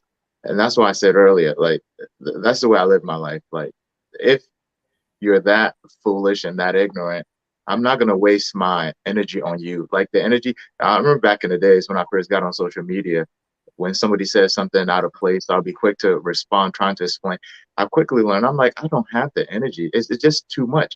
So they want to like hide either your profession or what you do because you're so open out there to any comment that you make. Like I'm very, very careful because of that, because I don't want to give anybody that kind of pleasure to say that, oh, you said that you're this, you said that you're that, but look what you're saying. And what they'll do is they'll take a screenshot and just, do whatever video and post it out there. You're not going to get that kind of pleasure from me. I had somebody that was kind of going back and forth with me once on the police video. And I know what he was trying to do. He was just trolling. He thought he was going to get me out of character to say something but then he came in my inbox and he's like, I really appreciate how you were able to answer the questions and not get so angry and he ended up becoming friends on Facebook. So I think a lot of times some people, they want to test you, they want to see what you're about or what you have worked hard for all these years, have you either say something out of character so they can send it to your boss or whatever. Then now it's like they have won because all they out there is just trying to troll you. So I mean, if you come out of character, yes, but I'm always in character. Like I don't come out. I'm in character. Part of this character, this slick mouth. I'm gonna give it to you. One time, suck it to you. 2 times, For me, I don't. Like I said, I have a very good command of the English language, so I don't have to be effing this. No, I will pick you apart, bit by bit. By bit by bit. And when I've left you with your skeleton, you will pick up your underwear and you will run. Mm-hmm. And like I said, it just depends on whether I have enough data or whether I have enough time. But sometimes I can see a bully and I'm like, I don't like bullies. So I won't ever write anything that if somebody reads it back in context, I would look at it and think, oh, Dilys, you did not say that. No, I don't think. I'm laughing because I'm trying to think. But honestly, I don't think there's anything that I would be ashamed of. I very much am somebody that owns what comes out of my mouth. That's why I really apologize. Not because I'm too big to apologize, because once I've said it, I mean it and I meant it. So I never hide behind, oh, I was suffering from PMS or I was just really upset and I just didn't know what I was saying. I was drunk. It's a lie. If I said it, I meant it. So I always own my stuff. I'm just very much what you see is what you get. I got you. I just don't like to give people that kind of attention. You're foolish. I call it choosing your by battles. yourself. You choose your battles. You've got to choose your battles. You very much so. Some battles need to be fought. You see that woman that I said to her about she had eaten all the chips? I can promise you she will never say that to anybody again. Trust me. Because she'll be too scared that they might be related to me. She ain't saying that to nobody. I said, chips. There are none left now. If I was speaking to her one-on-one, should have got the whole African accent. Which chips? Chips? Which chips? Yeah, I've eaten all the chips now. The chips don't finish now. Where are the chips? So yeah, sometimes some people just need to be trained. Right now, the last but not least thing I wanted to talk about was about DJ Twitch. And I'm sure you must all know who DJ Twitch is. He was the dancer and the DJ on Ellen's show, who committed suicide, I think it was last Tuesday. So many people were incredibly shocked at the fact that he had committed suicide. But what wasn't lost on me was how judgmental people still are about people that commit suicide. Now, I've done a show on suicide before, and if I can find it, which I can do, I'm probably going to post it. But it was worrying because we still have so much to learn about mental health, still so much to learn. We still feel that there are certain people who've got mental health issues who are suicidal and can still rationalize what they're doing. And that can they just not see how unreasonable taking their life is? Or how the one that really gets me is selfish. And I'm like, when we talk of selfishness, I had to break it down to someone like this. When somebody makes the decision to end their life, it's not because they're selfish. It's real simple. The pain just got so bad, they just couldn't live with it and didn't have the ability to articulate that pain for anyone to understand well enough to convince them that them being here would not just be a benefit to themselves, but benefit to others as well. People who are suicidal are not selfish. They are unwell. They are in pain. And what they need is not judgment, but understanding. And when we talk of selfishness, isn't it us that are selfish, saying that you're in a pain that I can't understand, that I can't feel, but because I will miss you, hang around for me and continue to be in pain? Because essentially that's what we're saying. So I don't know what your take is on, DJ Twitch's passing and what you felt when you heard the news, or if you've ever been depressed to the point of feeling suicidal. That goes for everyone. Yeah, I mean, I've been at that point where I've been suicidal. And at that point, you're not thinking rationally.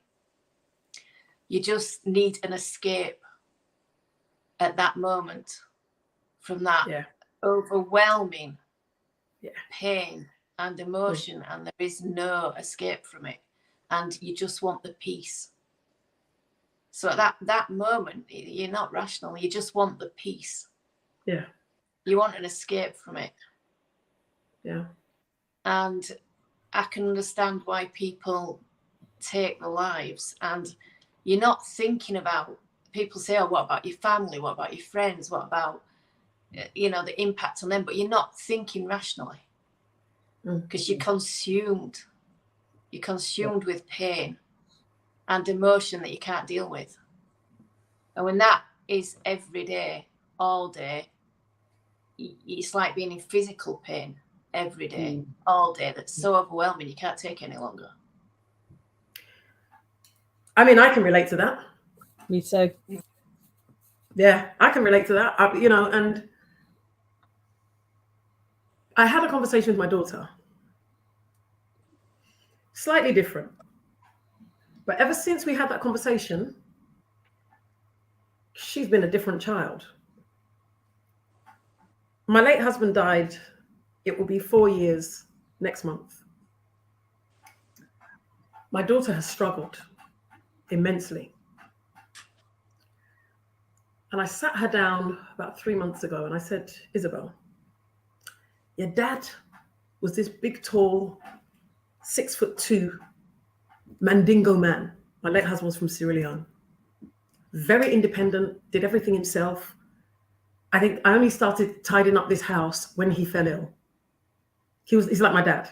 He does all the tidying, everything, to fixing spotlights, to laying wooden floors, to putting up curtains. He could do everything. He falls ill unexpectedly and essentially ends up disabled. He's on crutches. He's in constant pain. He's having to exercise his fingers because he had what you call a cervical stenosis of the spinal cord. It's like a compression on the spine. Had an operation to save his life, and he got an infection in the wound. I'm just giving you a summary. And that's how he ended up. I said, Bells, the way you know your dad, even though my husband didn't commit suicide, he died suddenly, unexpectedly. I said, your dad wouldn't really have wanted to be here, right? For your dad to have remained in this state into his old age That's not your dad. That's just not your dad. And I don't share this. I don't know if I shared this in the book. I can't remember. But the night before my late husband died, we had a 3-hour conversation. And he turned around and he said to me, I'm ready to go. He said, if God calls me now. Danny, did I put that in the book? Not that I'm ready to go. No, you said the long conversation, but not that bit. No. Okay. Because there were some things I didn't put in the book. But that's what he said to me. He said, I'm ready. He said, if God calls me, he said, I just have to put a few things right, but I'm ready to go. And I had to share this with my children. And at that point, I had to explain to my daughter, sometimes people want to go. We have to let them. It's not about us. It's about them. Yeah. As much as we miss them, as much as we love them, as much as we didn't see a future without them, we got to let them go because they need to go for themselves. Suicide is hard. And like I said, it's different, but I'm drawing the parallel of putting that person first. I'm not saying people go and kill yourself because that's what you want to do. I'm saying, in my late husband's case, the pain of having to remain in a state that's not how he was born. Mm. He was a proud man. To have him rely on Isabel to get him his food out of or have to bring him a cup of hot water because he couldn't manage the kettle. That's not him. That's not what he wanted. So who am I to say, I miss you, therefore just stay? Come on. And if we really want to be compassionate towards people, you got to listen.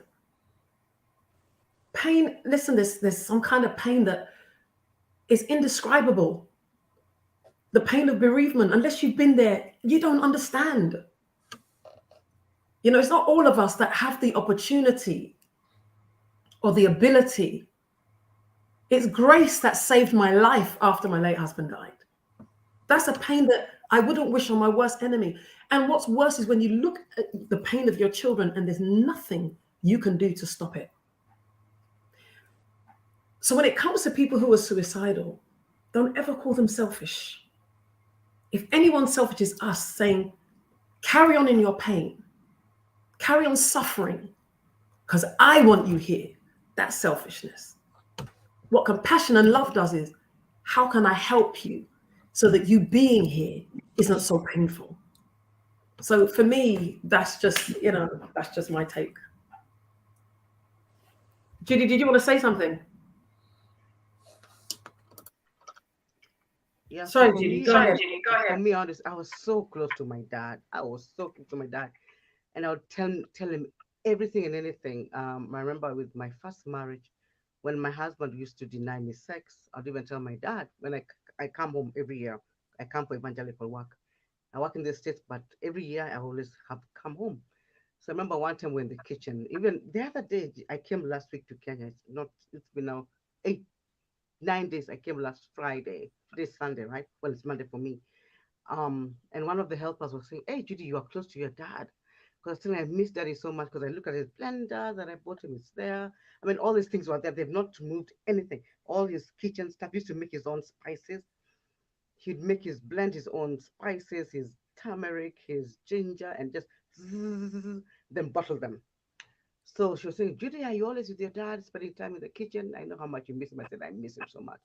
My point is, when Daddy went, it was so hard. So I was telling myself, "Judy, imagine if it's hard for you now. What is it for Mommy? How is she feeling?" Because that's somebody she loved for 54 years. But Daddy and Mommy both got sick last year, and he had prostate cancer.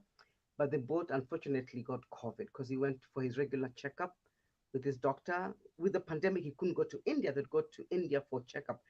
But once the pandemic hit, they couldn't go to India. So the last time they went to India was 2019. So I like what you said, Dilys. The cancer had spread in his body. What quality of life would he have had if he had even stayed? And I remember I was telling him, "Daddy, when you come home," because I came to last year when they said, "Judy, you have to come home. Daddy's sick. You and your sister have to come from America. Daddy's mommy is sick, they're in hospital." They're like, "What? They have COVID." What? So I had to drop everything. And I came and I saw him on August 17th. August 24th, Daddy died. But I remember even before he died, I was telling him, Daddy, when you come home, I'm going to make for you salad, because Daddy was such a health fanatic. He was eating healthy, exercising, and we used to walk every day. We'd walk together. Anytime I'm in Kenya, it was hard. When I came last week, I saw his spices. I was crying. But I said, Judy, just it's good to release him, because what kind of life would he have had he lived even? Sometimes we want to hang on to our loved ones because of that, the love we have for them. The most powerful love in this world is love for family. So when that person dies, that love kind of has nowhere to go. So that's why it's so painful when you're grieving, because that love gets displaced and it has nowhere to go. When I buried my father, went back to America a month later, I lost a lot of weight. Then my husband walks out on me. I told you earlier, because of the perimenopause. So he walked out on me. He just started mistreating me. But also, Daddy loved him so much. He'd say, Judy, take this back to my son, not your husband, to my son. So I think it's like he waited for my father to die and then abandoned the marriage. So I was mourning my father, mourning my marriage. That thing about mental health is serious, because I was so engulfed in grief. Because even grief can make you have it can make you have depression. You can have mental illness. You can even feel suicidal or whatever. But I'll get nightmares, and I was scared, and I feel like the devil is trying to kill me. At one time, I'm telling you this, and I think I said it before. I was sleeping, and then around 2 a.m., I got up. I took my pocketbook, my handbag. I took my Bible. I took 2 bottles of water, and I put them what in my handbag, and I put on my flip flops and socks, flip flops, in my pajamas, and I put on this. You know what a wrapper is? I wrapped myself, and I opened the front door. Where was I going? I was trying to flog a ride to escape, because I felt like the devil is trying to kill me. To escape where? To come back to Kenya, because everybody was here and I was alone in America. It was so lonely. It was so painful. But then all of a sudden, I snapped out of it and like, Judy, God loves you. I'm like, Judy, what if there's a stray dog? They could have killed you. What if, what if? But I know the one thing that has kept me grounded, even last year I was going through all this depression, is the power of prayer, my deep, real, intimate relationship with God. If I didn't love God or know God in my life, I'm telling you, I think I would have been 6 feet under. So that's what helped me. I didn't have the urge even to get up and go to church. I used to watch church from my bed and not even brush my teeth. I went back to church for the first time 2 months ago. I was away from church for literally 1 month, 1 year, 2 months. Facebook, I stopped going to Facebook. It took me 1 year, 2 months to mourn my dad, and then I went back to Facebook. So it's important to know when somebody changes, it's good to talk to them. Like Twitch, it's so sad that he was depressed, and you would not know because he was so lively and everything. But it's good to have close friends you can talk to. And unfortunately, men normally don't talk to.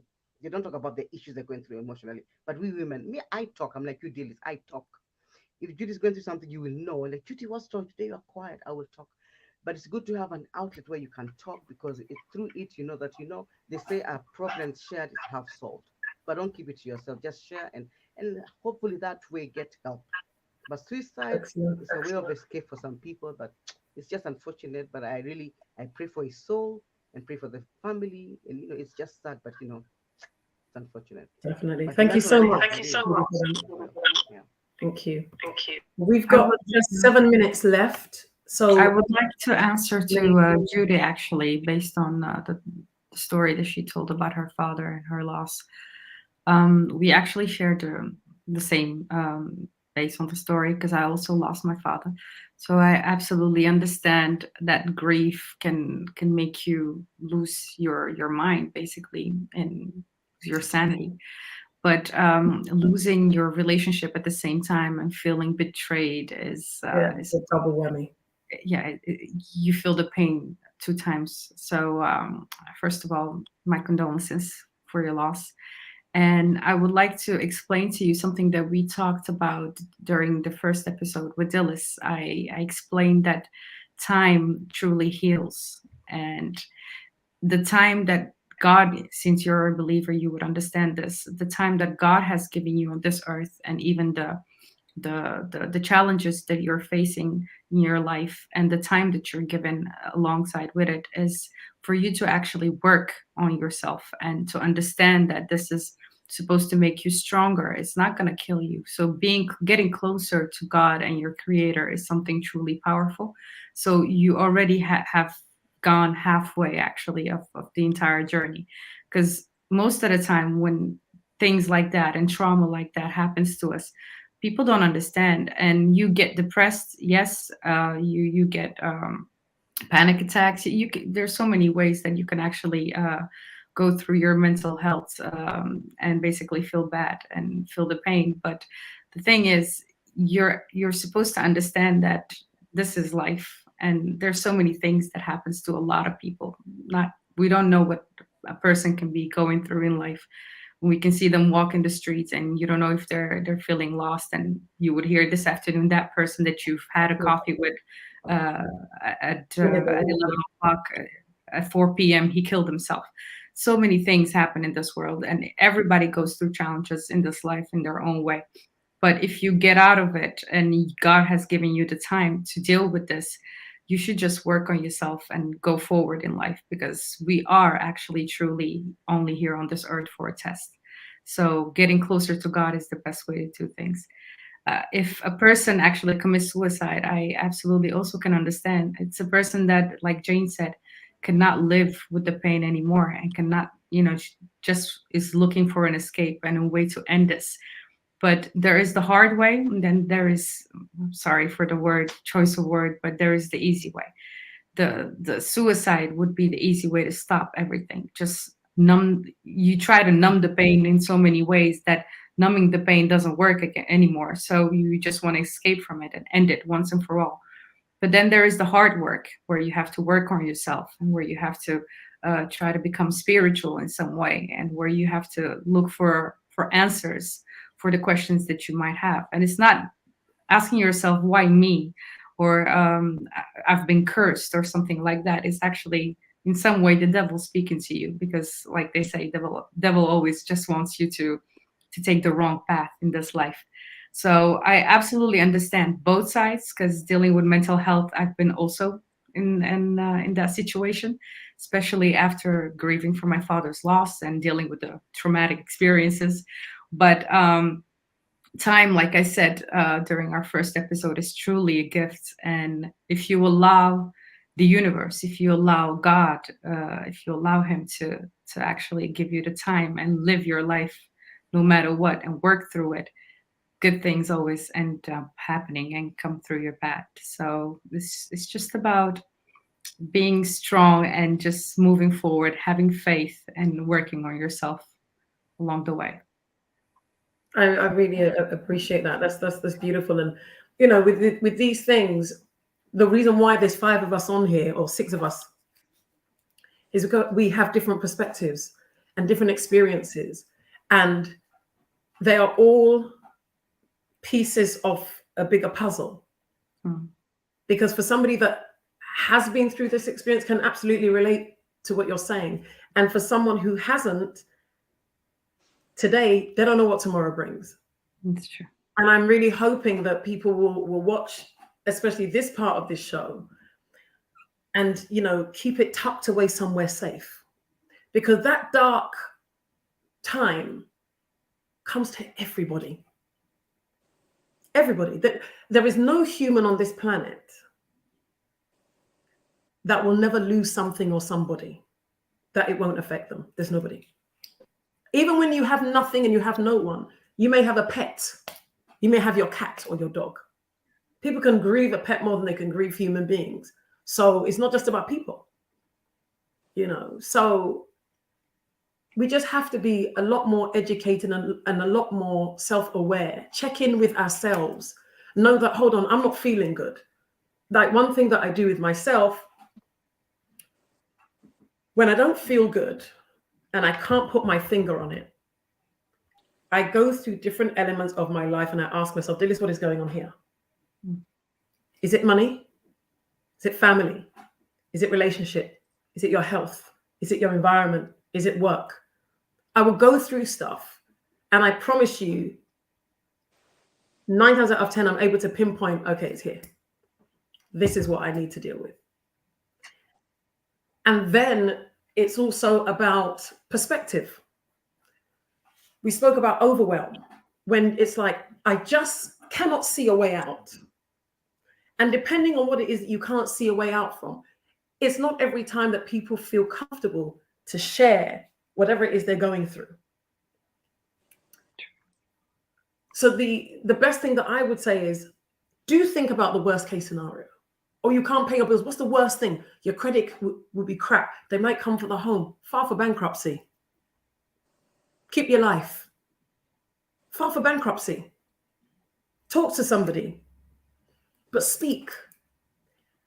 Because what makes people anxious essentially is a lack of control. When people feel they're not in control is where the overwhelm comes in.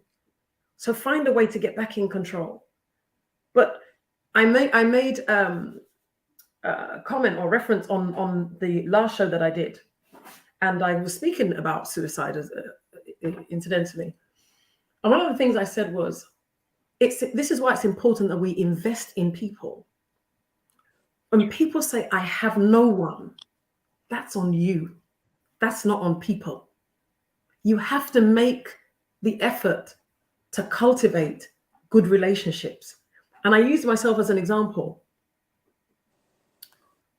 As much as I'm open, I'm a very private person. However, if I'm in a crisis right now, there are at least even 4 people on here that I can call on without a doubt. And I will get the support that I need. And it's not because Dilys is so nice or Dilys is so what, nothing. It's about relationship and spending that time to cultivate that relationship so that when you are broken, you know that there are people that can lift you up. And I know that there are people that the level of depression is that they don't see the people that can lift them up. And there's that too. And that's why it's essential that when you're in that state where you are in control of your faculties, that you remember these things and you keep them there so that you have something to go to.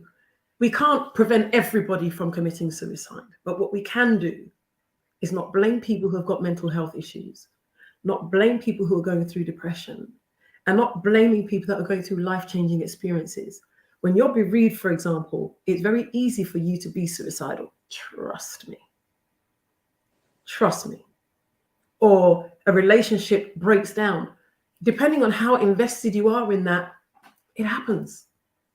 So I just think we just have to learn to be kinder to each other. So before we wrap up, for those of you watching, this is the last in the series of Speak With Dilys for last episode in series 6. I'm not sure when I will be back, if I'll be back, but very possibly I will be back. So just follow this page if you are a visitor, or if you haven't followed this page already, and you'll be getting updates on when I will be returning and what format the show will take. I have really enjoyed having guests, as you can see. And the format of series 6 has been to have a guest on a show one week and then have like a follow-up conversation on that guest appearance, which is, it's worked out really good and very, very interesting format. Some of you watching, if you are watching on your mobile devices, I believe, you will see something that says give and it's stars. And that is basically something that you can use to give donations to content creators like myself to support the work that we do. It's not a lot of money. I think it's 89p. Let me see. I think, yeah, you can give stars. You can give 89p. Sorry, you can give 200 stars, 500 stars. And it just supports the work. Like, for example, doing stuff on StreamYard will cost me £30 a month. Running ads, it's money. Trying not to repeat, wear the same clothes for 3 episodes on the trot, things like that. So it's just really helpful to help keep this kind of content, if you find it helpful, on your screens on social media. So please, if you would like to give a gift, and it being Christmas and all, please do click on that and do give generously, I would be very, very grateful. So I'll quickly read some comments before we wrap up with my fantastic guests. Evan says, that was so heartbreaking and a lot you went through, Judy. So sorry for what happened. That's from Evans Matheny. Lynette says, compassionate indeed. Barbara Marmifowa says, God bless you, my sister. God bless you too. Evans posted an earlier comment, said, coming out of character. I think that's when you and I were speaking, Richmond, is that this reminds me when I was a stage actor and acting out scenes, then on action, my fellow actress forgets her lines and continues saying my lines, and I'm thrown out of character, but the show must go on. I get creative and start singing, and guess what? We get a standing ovation. Sometimes out of character gives one room for creativity. So there you go, Richmond. Come out of character once in a while. Lynette says, it's always a test of character when the opposition comes against you. Just be prepared because you are a light that outshines them. Thank you so much. And then I'm seeing a lot of people laughing and people saying that, yes, young, free and single, Dilys, you are taking me back, darling. So there you go. People need to get out more. That was from Lynette. Glaramus said, the fact that the data is race focused confirms how present race is in America daily life. Evan says, I remember that song. I used to dance to it. Oh, yes, I think I read that out. So, guys, and thank you, Ikia Sarkodie. Thank you so much. Samantha says, it's really true that men find it hard to talk about their emotions and are made to feel by some people that they are not men. It must stop. And yes, it must stop. And it's lovely having you on here, Samantha. Yes, it must stop. Men should be allowed to be human. So I absolutely agree with that. So before we go, what are your final words? I will start with you, Naima. It was really nice listening to everyone and their stories, their point of view on different topics that we talked about tonight. And it was very nice to get to know each and every one of you. Thank you again for giving us the platform. Thank you. It was a pleasure, as usual. Pleasure having you. My darling Jane, my twin, my second twin. I've got a few. Yeah, thank you for having me back. Great show as usual, and I'm waiting for series 7. Oh dear, pressure's on. But yeah, really enjoyed it, and I'll be happy to come back anytime. Thank you. Yeah, Jane, we had a private conversation, and yeah, that's all I'm saying. And I said, girl, you have to come back and tell us. And I'll give you a little bit of a hint. It's about, no, I won't give you a hint. You won't tell them. No, you won't. I don't even know how I'm going to start to phrase that one. Should I tell him? Yeah, go for it. Okay, so basically, Jane and I had a very, very interesting conversation about women who are dating men who are gay and don't have a clue. And because of the work that she does around sexual health, she says there are far more men who are sleeping with other men and have wives and girlfriends than we know. And some of the stuff she told me, let me tell you something, my toes curled in different directions, okay? Just imagine that horror for a minute. So yeah, it's a conversation that I said, wow, we have to come back. So yeah, so Jane, sorry, I'll let you wrap up. So thank you. And yeah, I hope to be back soon. Wonderful. Thank you so much. Our lovely Judy, let me unmute you. Final words, please. You've unmuted me all night. No, joking. Well, this was wonderful. I remember looking forward to seeing all of you. This has been wonderful. I love the diversity. I love the discussions. I like the topics. I like to be open. And I always say it's important to share the challenges you go through just as much as we share the breakthroughs, because it's in sharing that you're able to glorify God. It is in sharing that you're able to help somebody else who's going through something that you overcame. So let's continue, and definitely call me up anytime. And you'll have a wonderful Christmas and a fantastic, blessed New Year. Thank you so much. God bless you. Thank you so much, Judy. Danny. Hello.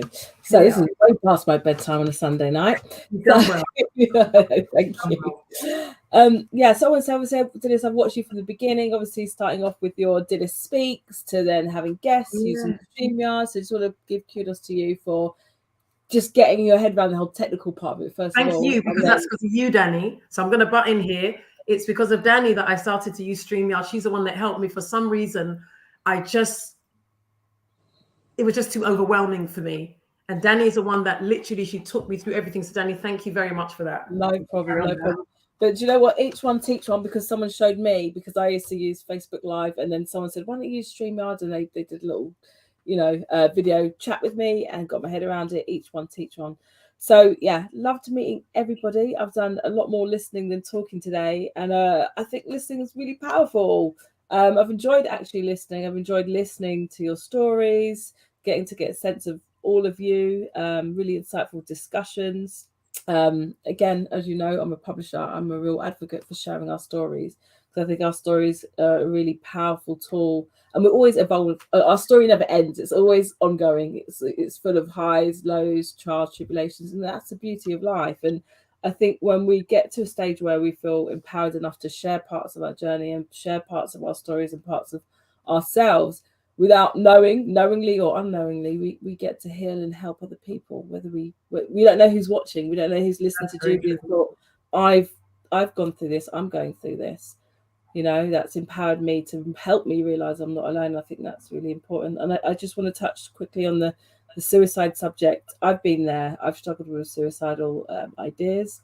I've even, quite a while ago, tried myself, obviously failed miserably.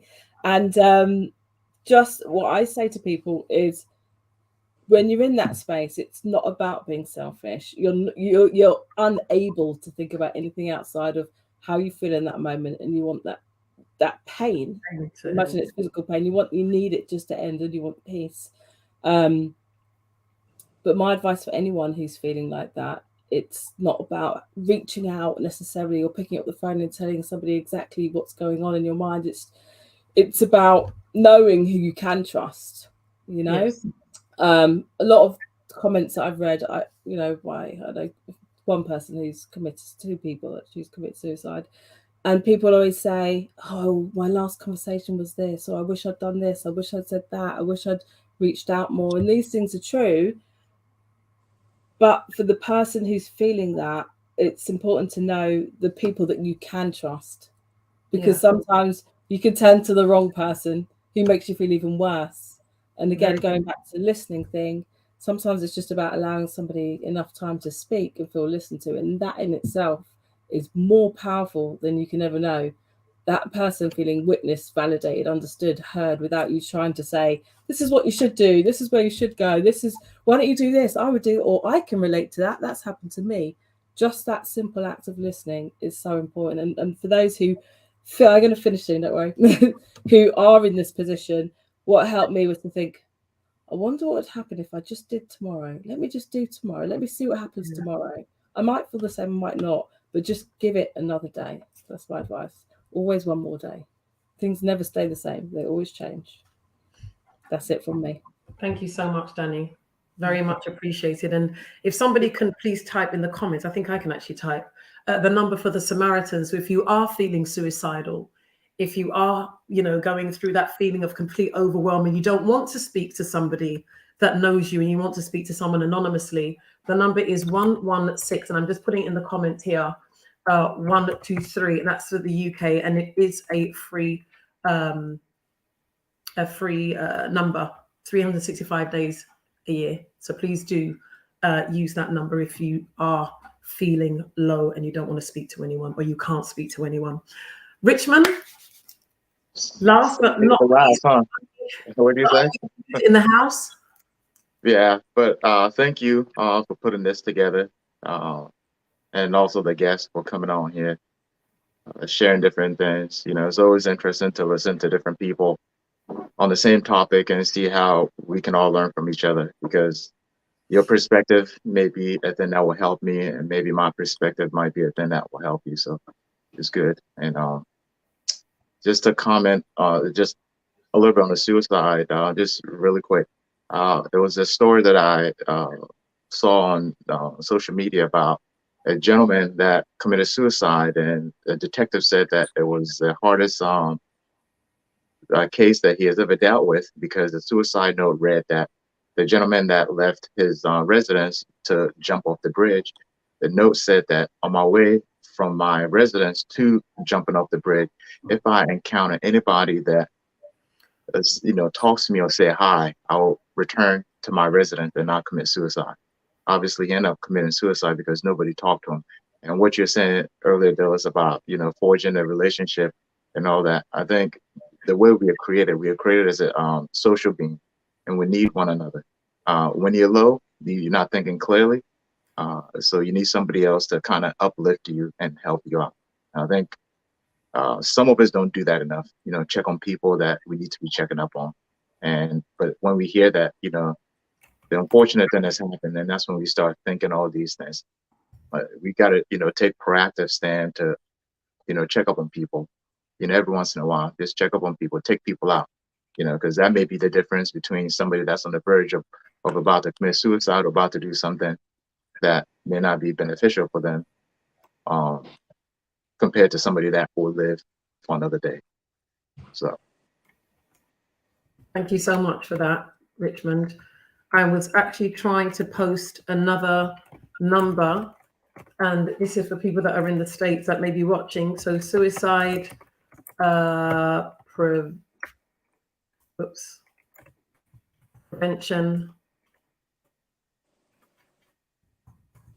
So the suicide prevention lifeline, it's just a 3-digit number, which is 988, and it will route your call to the necessary people that can give you that support. So guys, thank you so much.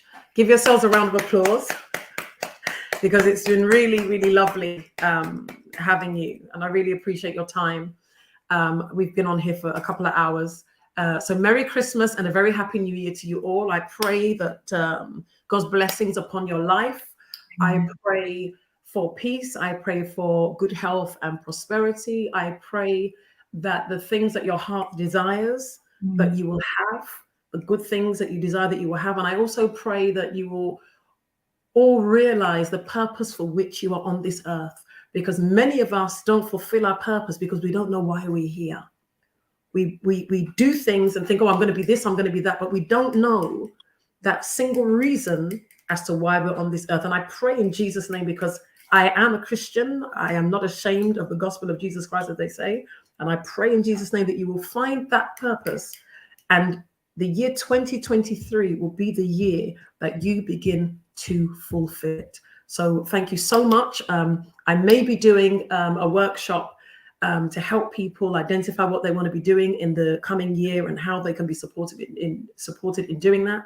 So do look out for that. But thank you guys very much. It's always great to have you. Thank you guys for watching. Please do share. If you want to give stars to support the content that I put out, it would be very much appreciated. But to all of you, wonderful people, God bless you all, and have a wonderful Christmas and New Year. Ciao, ciao.